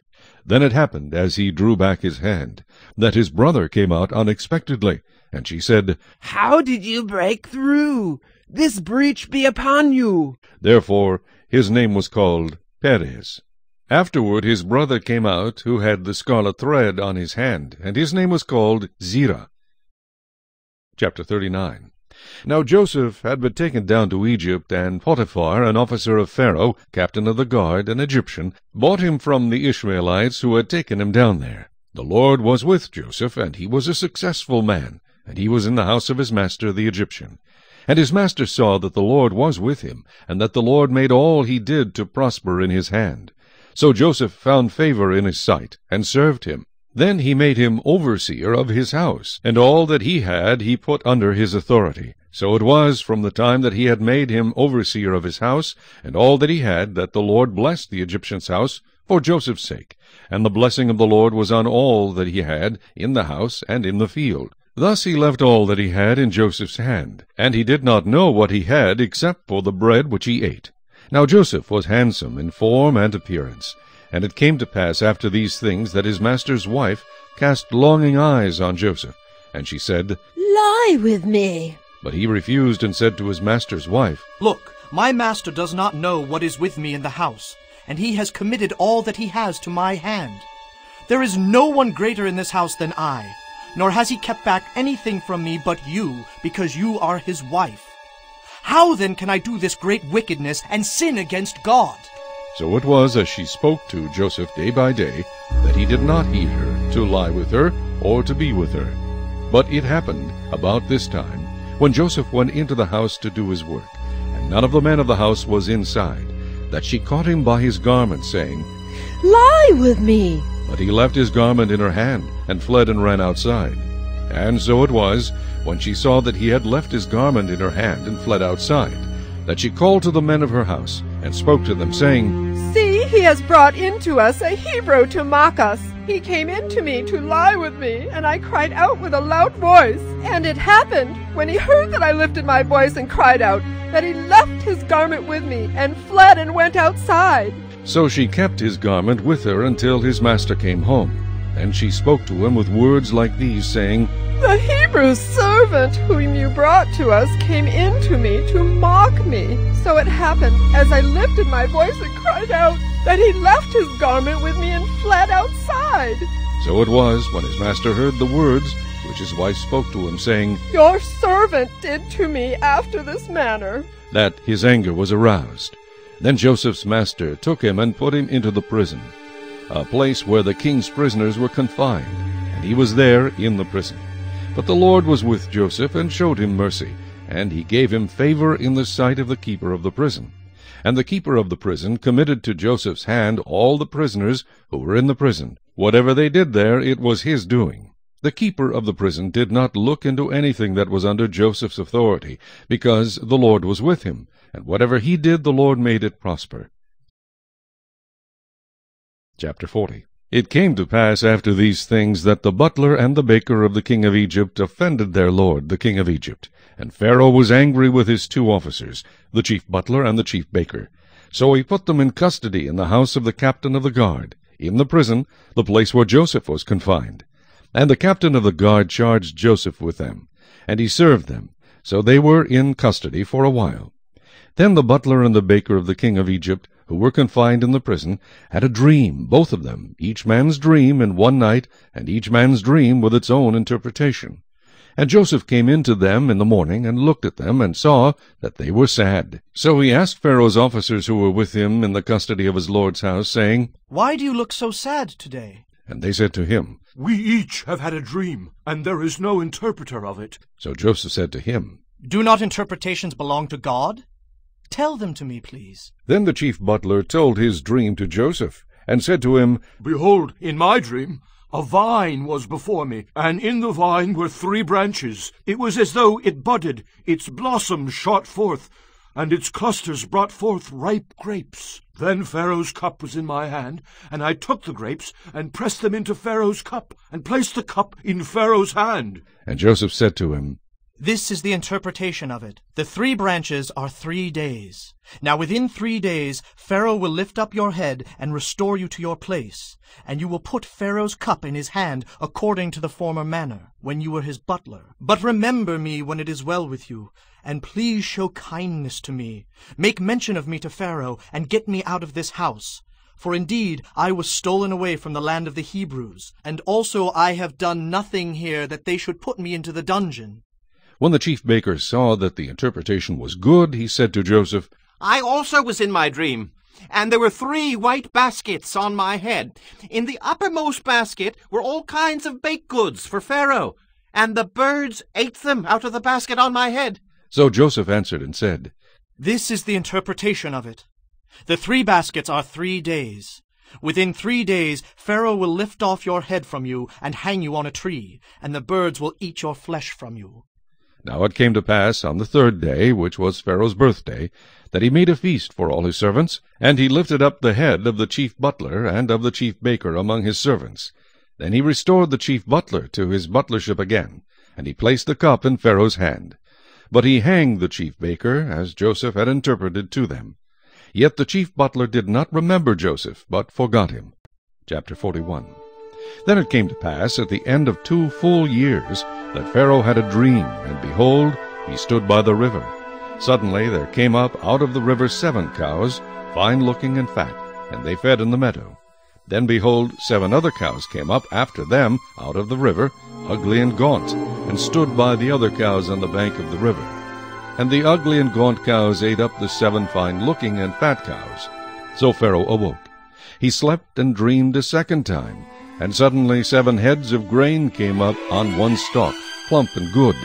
Then behold, 7 thin heads, blighted by the east wind, sprang up after them. And the 7 thin heads devoured the 7 plump and full heads. So Pharaoh awoke, and indeed it was a dream. Now it came to pass in the morning that his spirit was troubled, and he sent and called for all the magicians of Egypt and all its wise men. And Pharaoh told them his dreams, but there was no one who could interpret them for Pharaoh. Then the chief butler spoke to Pharaoh, saying, I remember my faults this day, when Pharaoh was angry with his servants, and put me in custody in the house of the captain of the guard, both me and the chief baker. We each had a dream in one night, he and I. Each of us dreamed according to the interpretation of his own dream. Now, there was a young Hebrew man with us there, a servant of the captain of the guard, and we told him, and he interpreted our dreams for us. To each man he interpreted according to his own dream. And it came to pass, just as he interpreted for us, so it happened. He restored me to my office, and he hanged him. Then Pharaoh sent and called Joseph, and they brought him quickly out of the dungeon, and he shaved, changed his clothing, and came to Pharaoh. And Pharaoh said to Joseph, I have had a dream, and there is no one who can interpret it. But I have heard it said of you that you can understand a dream to interpret it. So Joseph answered Pharaoh, saying, It is not in me. God will give Pharaoh an answer of peace. Then Pharaoh said to Joseph, Behold, in my dream I stood on the bank of the river. Suddenly 7 cows came up out of the river, fine-looking and fat, and they fed in the meadow. Then behold, 7 other cows came up after them, poor and very ugly and gaunt, such ugliness as I have never seen in all the land of Egypt. And the gaunt and ugly cows ate up the first 7, the fat cows. When they had eaten them up, no one would have known that they had eaten them, for they were just as ugly as at the beginning. So I awoke. Also I saw in my dream, and suddenly 7 heads came up on one stalk, full and good. Then behold, 7 heads withered, thin, and blighted by the east wind, sprang up after them. And the thin heads devoured the 7 good heads. So I told this to the magicians, but there was no one who could explain it to me. Then Joseph said to Pharaoh, The dreams of Pharaoh are one. God has shown Pharaoh what he is about to do. The 7 good cows are 7 years, and the 7 good heads are 7 years. The dreams are one. And the 7 thin and ugly cows which came up after them are 7 years, and the 7 empty heads blighted by the east wind are 7 years of famine. This is the thing which I have spoken to Pharaoh. God has shown Pharaoh what he is about to do. Indeed, 7 years of great plenty will come throughout all the land of Egypt, but after them 7 years of famine will arise, and all the plenty will be forgotten in the land of Egypt, and the famine will deplete the land. So the plenty will not be known in the land because of the famine following, for it will be very severe. And the dream was repeated to Pharaoh twice, because the thing is established by God, and God will shortly bring it to pass. Now, therefore, let Pharaoh select a discerning and wise man, and set him over the land of Egypt. Let Pharaoh do this, and let him appoint officers over the land to collect 1/5 of the produce of the land of Egypt in the 7 plentiful years. And let them gather all the food of those good years that are coming, and store up grain under the authority of Pharaoh, and let them keep food in the cities. Then that food shall be as a reserve for the land for the 7 years of famine which shall be in the land of Egypt, that the land may not perish during the famine. So the advice was good in the eyes of Pharaoh and in the eyes of all his servants. And Pharaoh said to his servants, Can we find such a one as this, a man in whom is the Spirit of God? Then Pharaoh said to Joseph, Inasmuch as God has shown you all this, there is no one as discerning and wise as you. You shall be over my house, and all my people shall be ruled according to your word. Only in regard to the throne will I be greater than you. And Pharaoh said to Joseph, See, I have set you over all the land of Egypt. Then Pharaoh took his signet ring off his hand, and put it on Joseph's hand. And he clothed him in garments of fine linen, and put a gold chain around his neck. And he had him ride in the 2nd chariot which he had, and they cried out before him, Bow the knee! So he set him over all the land of Egypt. Pharaoh also said to Joseph, I am Pharaoh, and without your consent no man may lift his hand or foot in all the land of Egypt. And Pharaoh called Joseph's name Zaphnath-Paaneah, and he gave him as a wife Asenath, the daughter of Potipherah, priest of On. So Joseph went out over all the land of Egypt.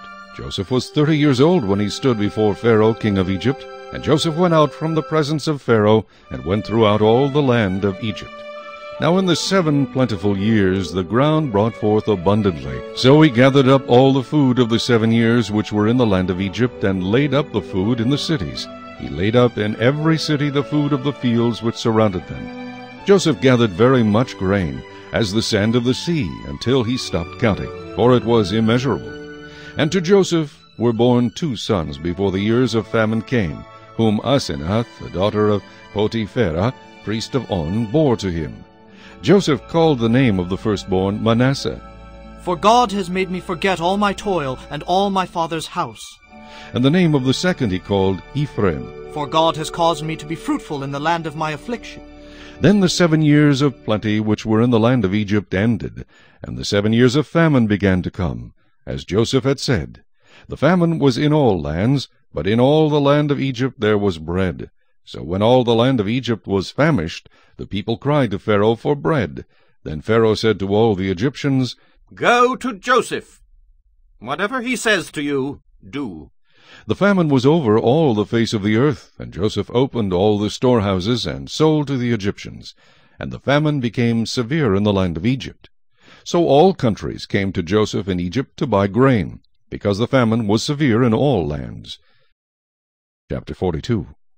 When Jacob saw that there was grain in Egypt, Jacob said to his sons, Why do you look at one another? And he said, Indeed, I have heard that there is grain in Egypt. Go down to that place and buy for us there, that we may live and not die. So Joseph's 10 brothers went down to buy grain in Egypt. But Jacob did not send Joseph's brother Benjamin with his brothers, for he said, Lest some calamity befall him. And the sons of Israel went to buy grain among those who journeyed, for the famine was in the land of Canaan. Now Joseph was governor over the land, and it was he who sold to all the people of the land. And Joseph's brothers came and bowed down before him with their faces to the earth. Joseph saw his brothers and recognized them, but he acted as a stranger to them and spoke roughly to them. Then he said to them, "Where do you come from?"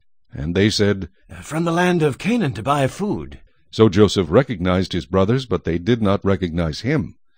Then Joseph remembered the dreams which he had dreamed about them, and said to them, "You are spies. You have come to see the nakedness of the land." And they said to him, "No, my lord, but your servants have come to buy food. We are all one man's sons. We are honest men. Your servants are not spies." But he said to them, "No, but you have come to see the nakedness of the land." And they said, "Your servants are 12 brothers, the sons of one man in the land of Canaan. And in fact, the youngest is with our father today, and one is no more." But Joseph said to them, "It is as I spoke to you, saying, You are spies. In this manner you shall be tested. By the life of Pharaoh, you shall not leave this place unless your youngest brother comes here. Send one of you, and let him bring your brother, and you shall be kept in prison, that your words may be tested to see whether there is any truth in you. Or else, by the life of Pharaoh, surely you are spies." So he put them all together in prison 3 days. Then Joseph said to them the 3rd day, "Do this and live, for I fear God. If you are honest men, let one of your brothers be confined to your prison house. But you, go and carry grain for the famine of your houses. And bring your youngest brother to me, so your words will be verified, and you shall not die." And they did so. Then they said to one another, "We are truly guilty concerning our brother. For we saw the anguish of his soul when he pleaded with us, and we would not hear. Therefore this distress has come upon us." And Reuben answered them, saying, "Did I not speak to you, saying, Do not sin against the boy, and you would not listen? Therefore, behold, his blood is now required of us." But they did not know that Joseph understood them, for he spoke to them through an interpreter. And he turned himself away from them and wept. Then he returned to them again and talked with them. And he took Simeon from them, and bound him before their eyes. Then Joseph gave a command to fill their sacks with grain, to restore every man's money to his sack, and to give them provisions for the journey. Thus he did for them. So they loaded their donkeys with the grain, and departed from there. But as one of them opened his sack to give his donkey feed at the encampment, he saw his money, and there it was, in the mouth of his sack. So he said to his brothers, "My money has been restored, and there it is in my sack." Then their hearts failed them, and they were afraid, saying to one another, "What is this that God has done to us?" Then they went to Jacob their father in the land of Canaan, and told him all that had happened to them, saying, "The man who is lord of the land spoke roughly to us, and took us for spies of the country. But we said to him, We are honest men, we are not spies. We are 12 brothers, sons of our father. One is no more, and the youngest is with our father this day in the land of Canaan. Then the man, the lord of the country, said to us, By this I will know that you are honest men. Leave one of your brothers here with me, take food for the famine of your households, and be gone. And bring your youngest brother to me, so I shall know that you are not spies, but that you are honest men.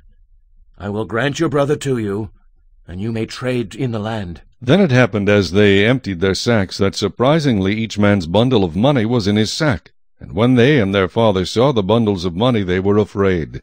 And Jacob their father said to them, "You have bereaved me.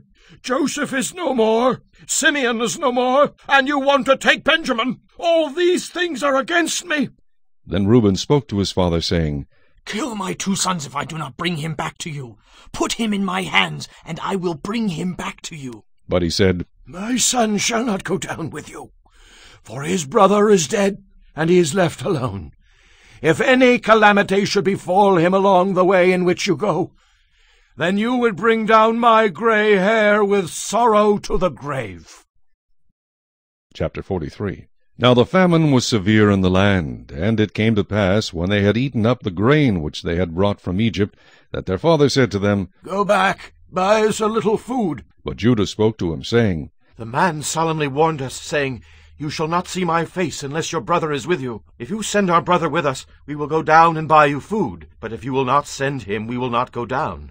For the man said to us, You shall not see my face unless your brother is with you. And Israel said, Why did you deal so wrongfully with me as to tell the man whether you had still another brother? But they said, The man asked us pointedly about ourselves and our family, saying, Is your father still alive? Have you another brother? And we told him according to these words. Could we possibly have known that he would say, Bring your brother down? Then Judah said to Israel his father, Send the lad with me, and we will arise and go, that we may live and not die, both we and you, and also our little ones.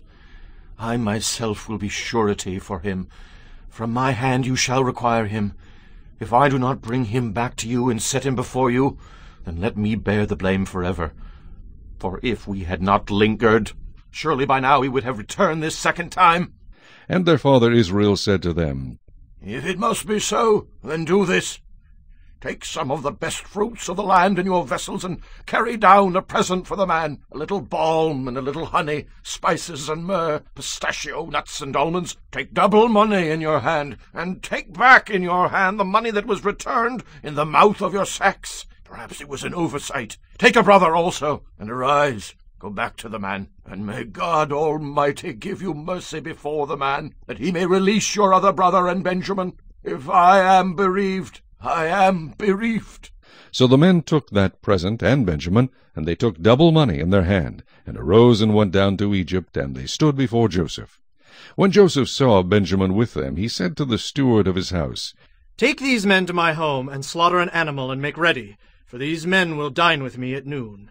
Then the man did as Joseph ordered, and the man brought the men into Joseph's house. Now the men were afraid, because they were brought into Joseph's house, and they said, It is because of the money which was returned in our sacks the first time that we are brought in, so that he may make a case against us and seize us, to take us as slaves with our donkeys. When they drew near to the steward of Joseph's house, they talked with him at the door of the house, and said, Oh, sir, we indeed came down the first time to buy food. But it happened, when we came to the encampment, that we opened our sacks, and there each man's money was in the mouth of his sack, our money in full weight. So we have brought it back in our hand, and we have brought down other money in our hands to buy food. We do not know who put our money in our sacks. But he said, Peace be with you. Do not be afraid. Your God and the God of your father has given you treasure in your sacks. I had your money. Then he brought Simeon out to them. So the man brought the men into Joseph's house, and gave them water, and they washed their feet, and he gave their donkeys feed. Then they made the present ready for Joseph's coming at noon, for they heard that they would eat bread there. And when Joseph came home, they brought him the present which was in their hand into the house, and bowed down before him to the earth. Then he asked them about their well-being, and said, Is your father well, the old man of whom you spoke? Is he still alive? And they answered, Your servant, our father, is in good health. He is still alive. And they bowed their heads down and prostrated themselves. Then he lifted his eyes and saw his brother Benjamin, his mother's son, and said, Is this your younger brother of whom you spoke to me? And he said, God be gracious to you, my son. Now his heart yearned for his brother, so Joseph made haste and sought somewhere to weep. And he went into his chamber and wept there.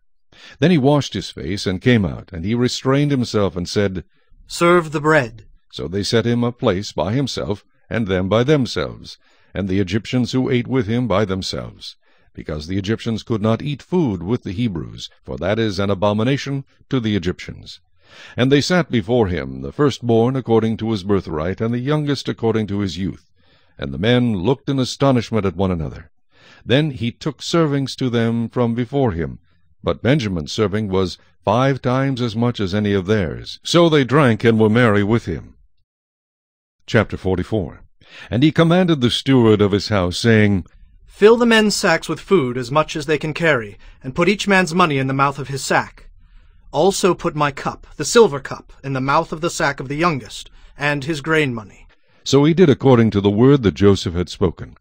As soon as the morning dawned, the men were sent away, they and their donkeys. When they had gone out of the city and were not yet far off, Joseph said to his steward, Get up, follow the men, and when you overtake them, say to them, Why have you repaid evil for good? Is not this the one from which my lord drinks, and with which he indeed practices divination? You have done evil in so doing. So he overtook them, and he spoke to them these same words. And they said to him, Why does the Lord say these words? Far be it from us that your servants should do such a thing. Look, we brought back to you from the land of Canaan the money which we found in the mouth of our sacks. How then could we steal silver or gold from your Lord's house? With whomever of your servants it is found, let him die, and we also will be my Lord's slaves. And he said, Now also let it be according to your words.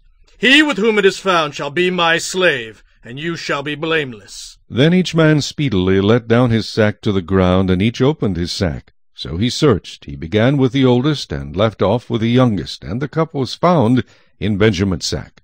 Then they tore their clothes, and each man loaded his donkey, and returned to the city. So Judah and his brothers came to Joseph's house, and he was still there, and they fell before him on the ground.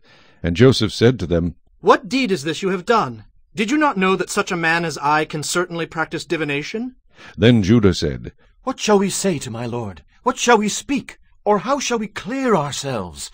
God has found out the iniquity of your servants. Here we are, my Lord's slaves, both we and he also with whom the cup was found. But he said, Far be it from me that I should do so. The man in whose hand the cup was found, he shall be my slave. And as for you, go up in peace to your father.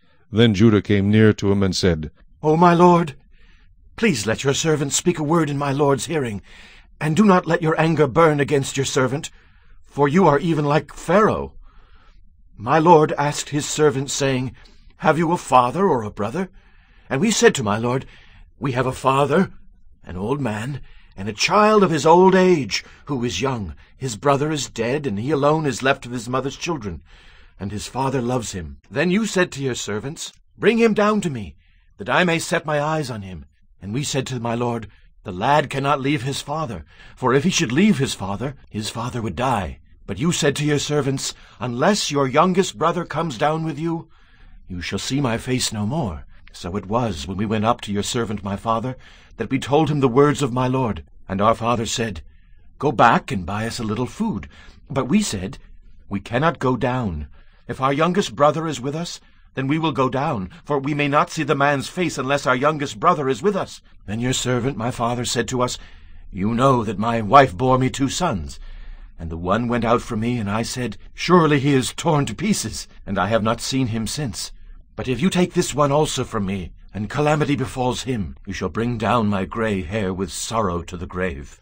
Now, therefore, when I come to your servant my father, and the lad is not with us, since his life is bound up in the lad's life, it will happen, when he sees that the lad is not with us, that he will die. So your servants will bring down the gray hair of your servant our father with sorrow to the grave. For your servant became surety for the lad to my father, saying, If I do not bring him back to you, then I shall bear the blame before my father forever. Now, therefore, please, let your servant remain instead of the lad as a slave to my lord, and let the lad go up with his brothers. For how shall I go up to my father, if the lad is not with me, lest perhaps I see the evil that would come upon my father?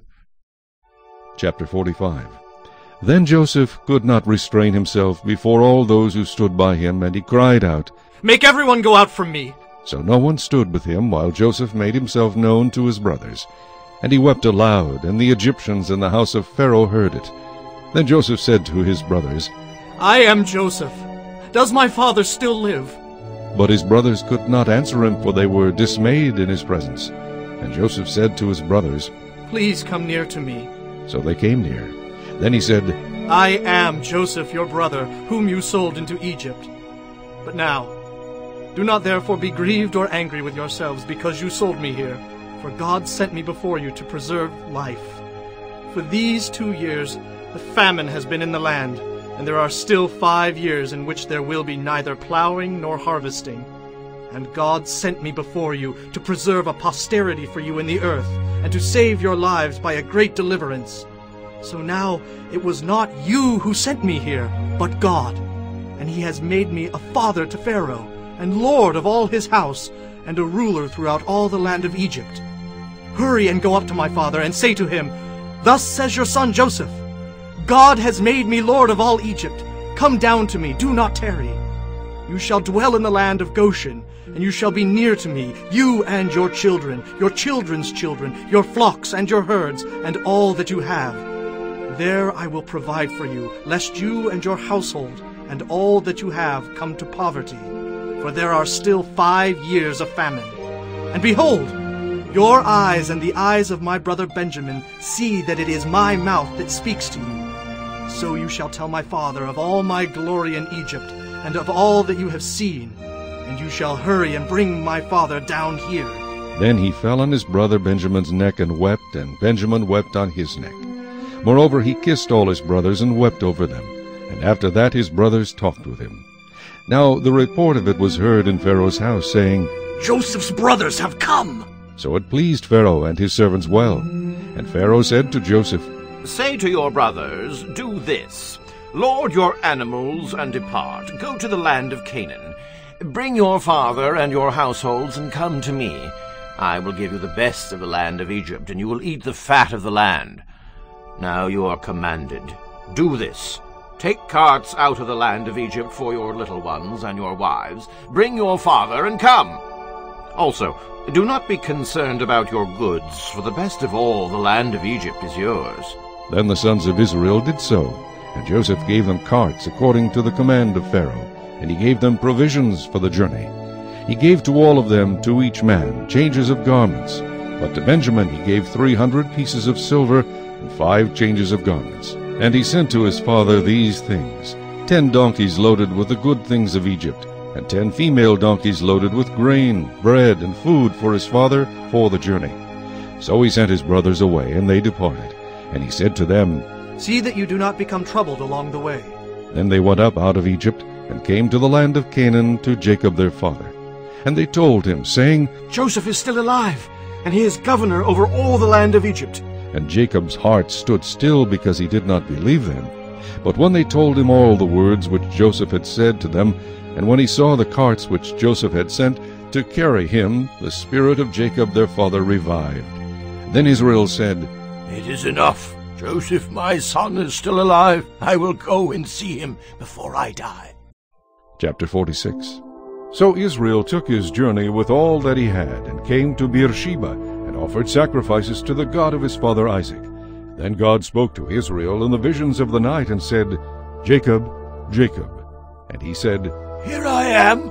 So he said, I am God, the God of your father. Do not fear to go down to Egypt, for I will make of you a great nation there.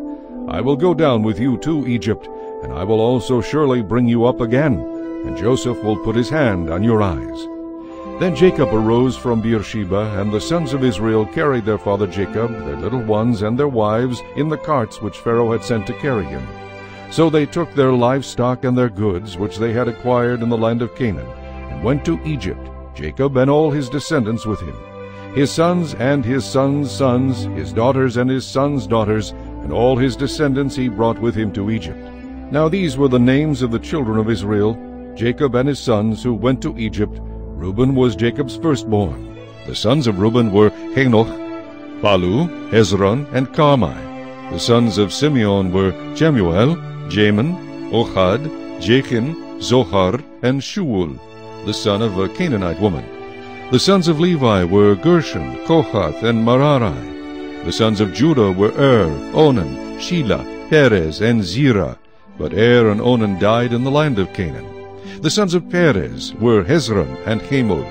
The sons of Issachar were Tola, Huvah, Job, and Shimron. The sons of Zebulun were Sered, Elon, and Jalil. These were the sons of Leah, whom she bore to Jacob in Padan Aram, with his daughter Dinah.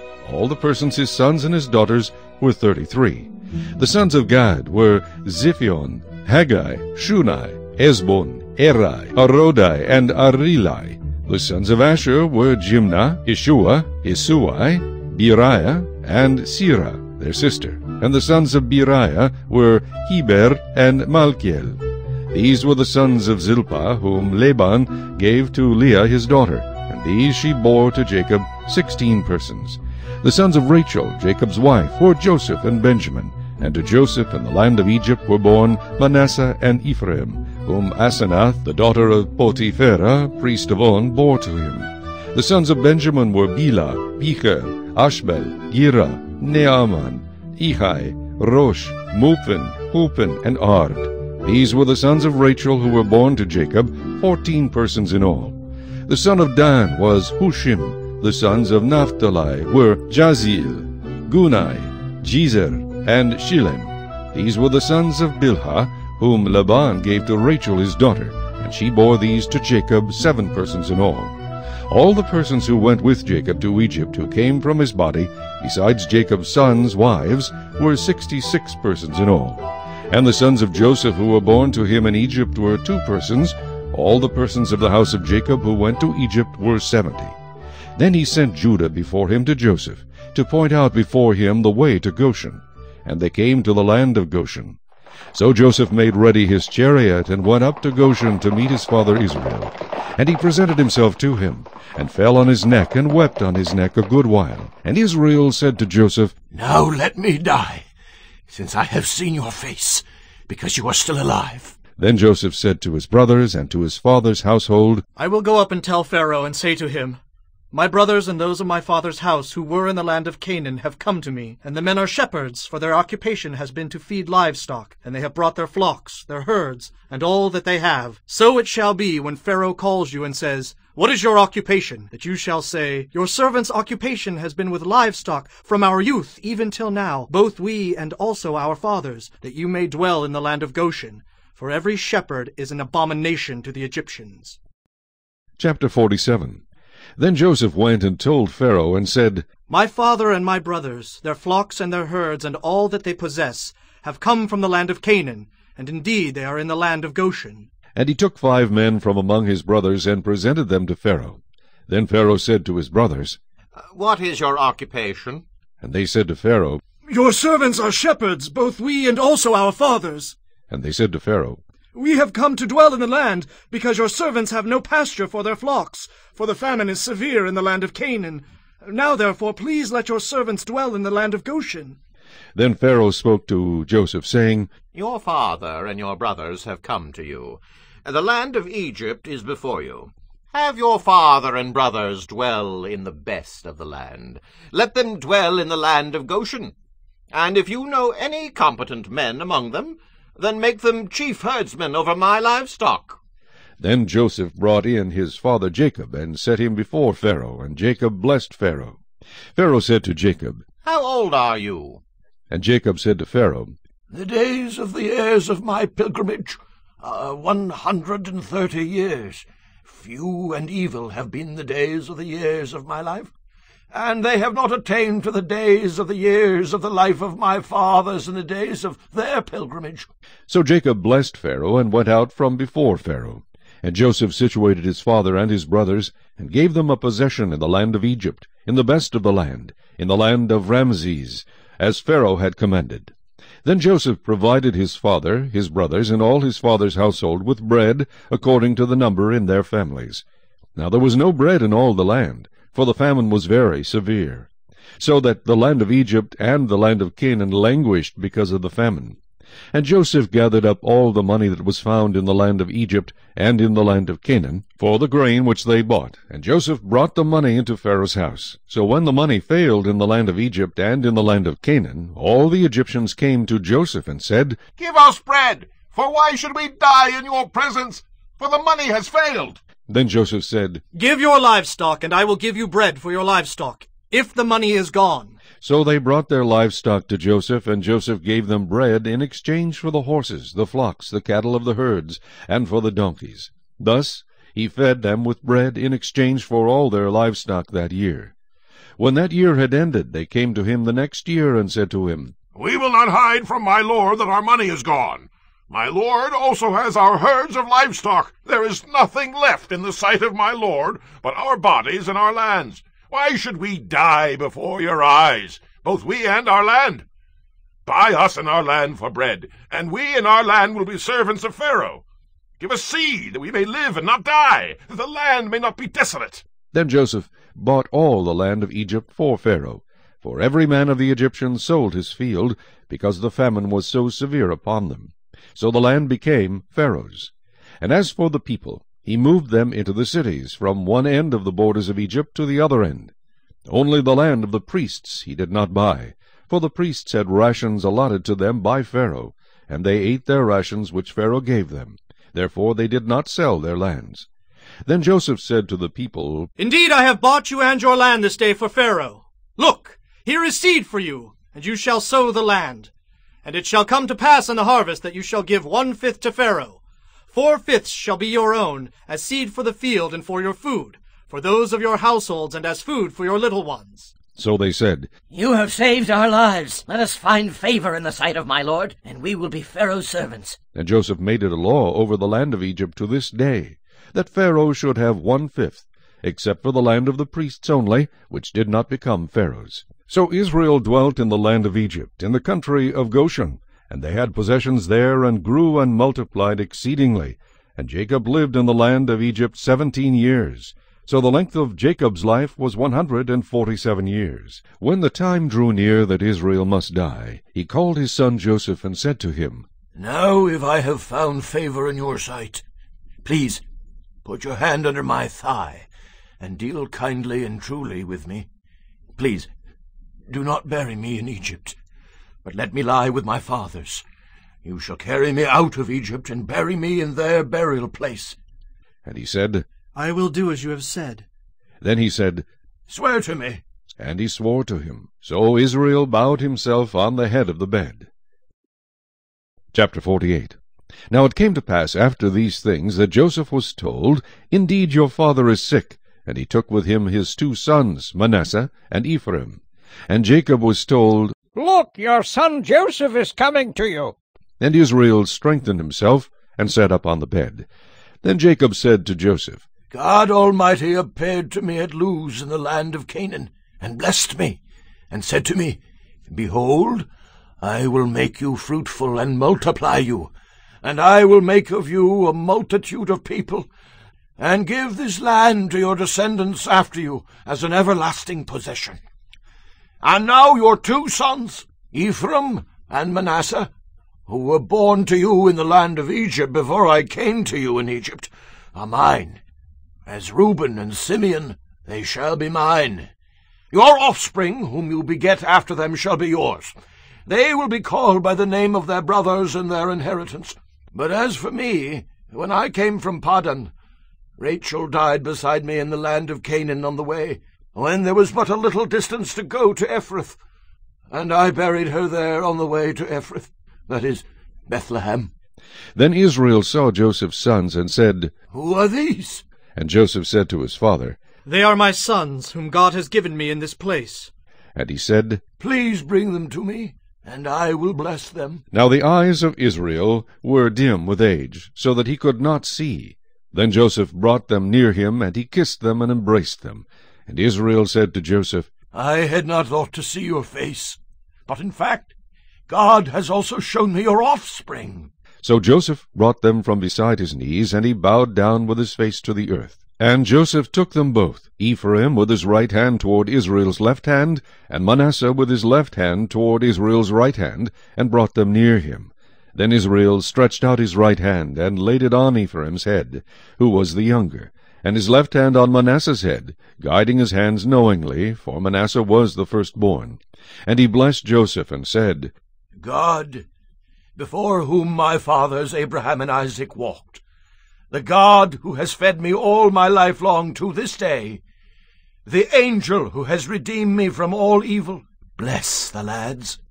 Let my name be named upon them, and the name of my fathers Abraham and Isaac, and let them grow into a multitude in the midst of the earth.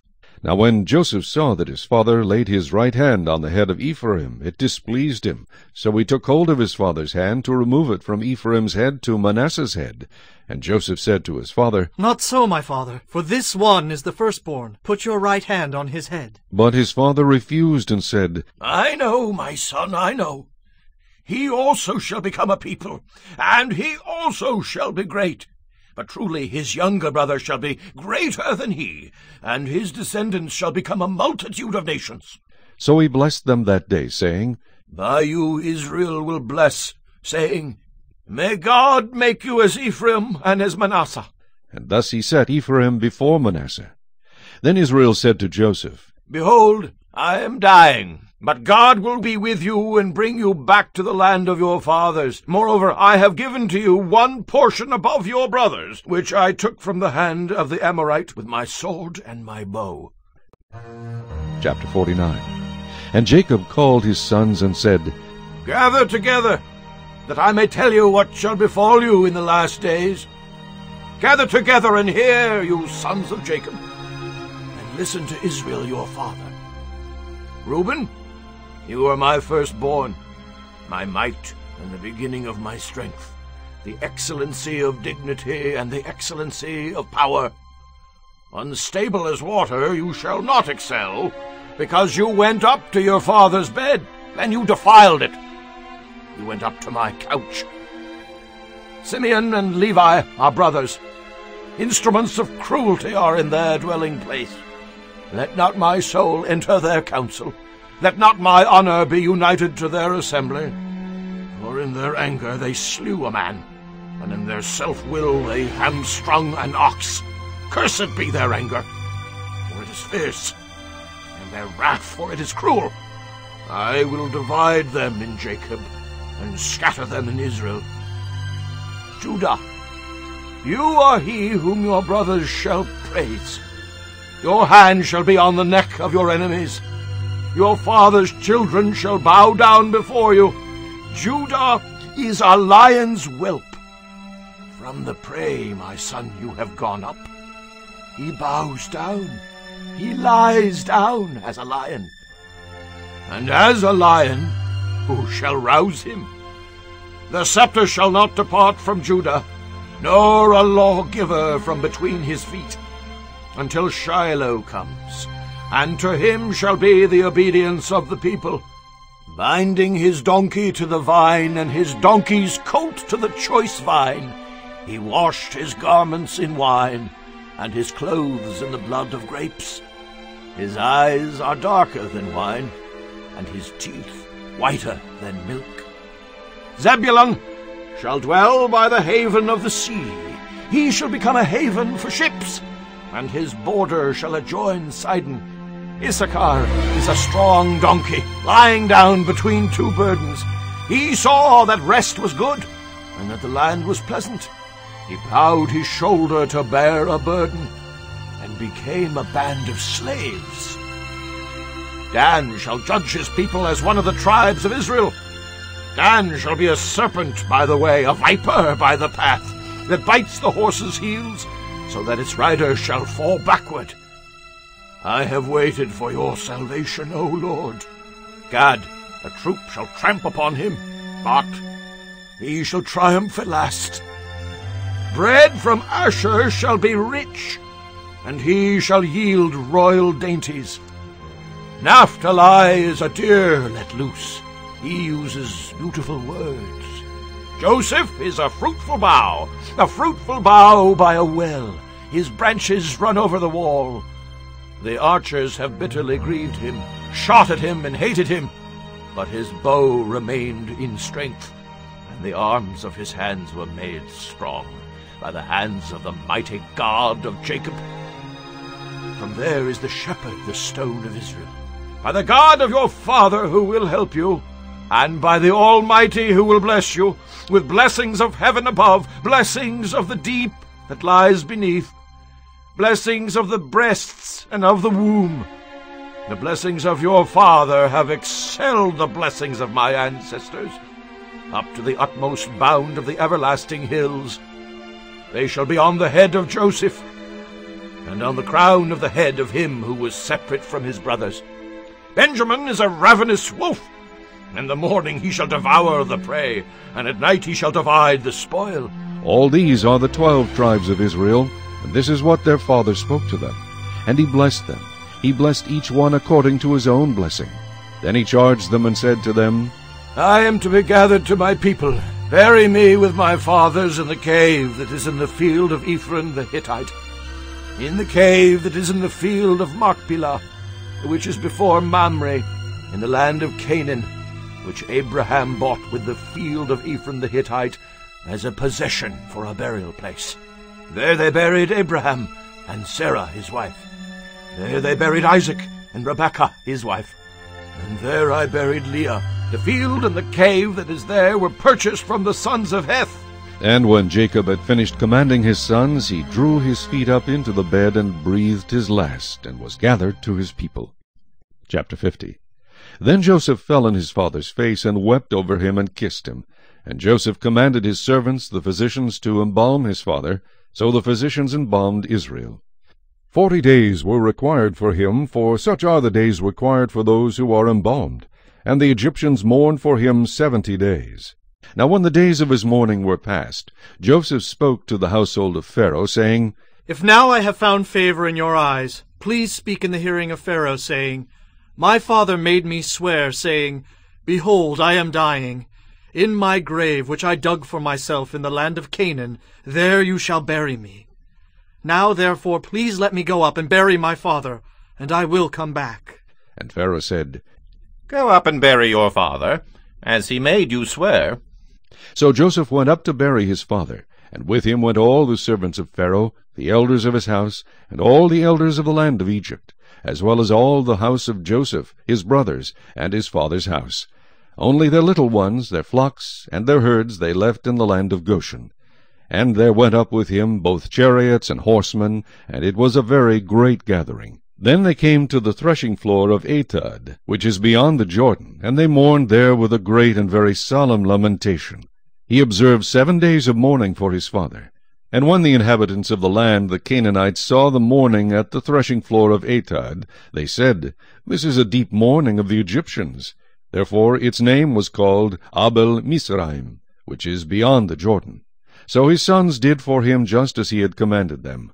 For his sons carried him to the land of Canaan, and buried him in the cave of the field of Machpelah, before Mamre, which Abraham bought with the field from Ephron the Hittite as property for a burial place. And after he had buried his father, Joseph returned to Egypt, he and his brothers, and all who went up with him to bury his father. When Joseph's brothers saw that their father was dead, they said, Perhaps Joseph will hate us, and may actually repay us for all the evil which we did to him. So they sent messengers to Joseph, saying, Before your father died, he commanded, saying, Thus you shall say to Joseph, I beg you, please forgive the trespass of your brothers and their sin, for they did evil to you. Now, please, forgive the trespass of the servants of the God of your father. And Joseph wept when they spoke to him. Then his brothers also went and fell down before his face, and they said, Behold, we are your servants. Joseph said to them, Do not be afraid, for am I in the place of God? But as for you, you meant evil against me, but God meant it for good, in order to bring it about as it is this day, to save many people alive. Now therefore do not be afraid, I will provide for you and your little ones. And he comforted them and spoke kindly to them.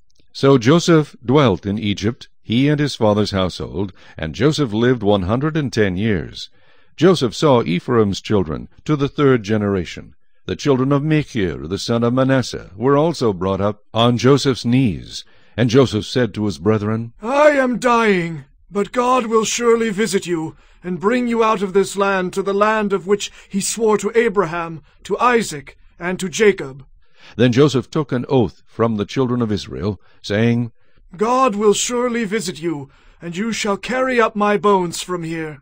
So Joseph died, being 110 years old. And they embalmed him, and he was put in a coffin in Egypt.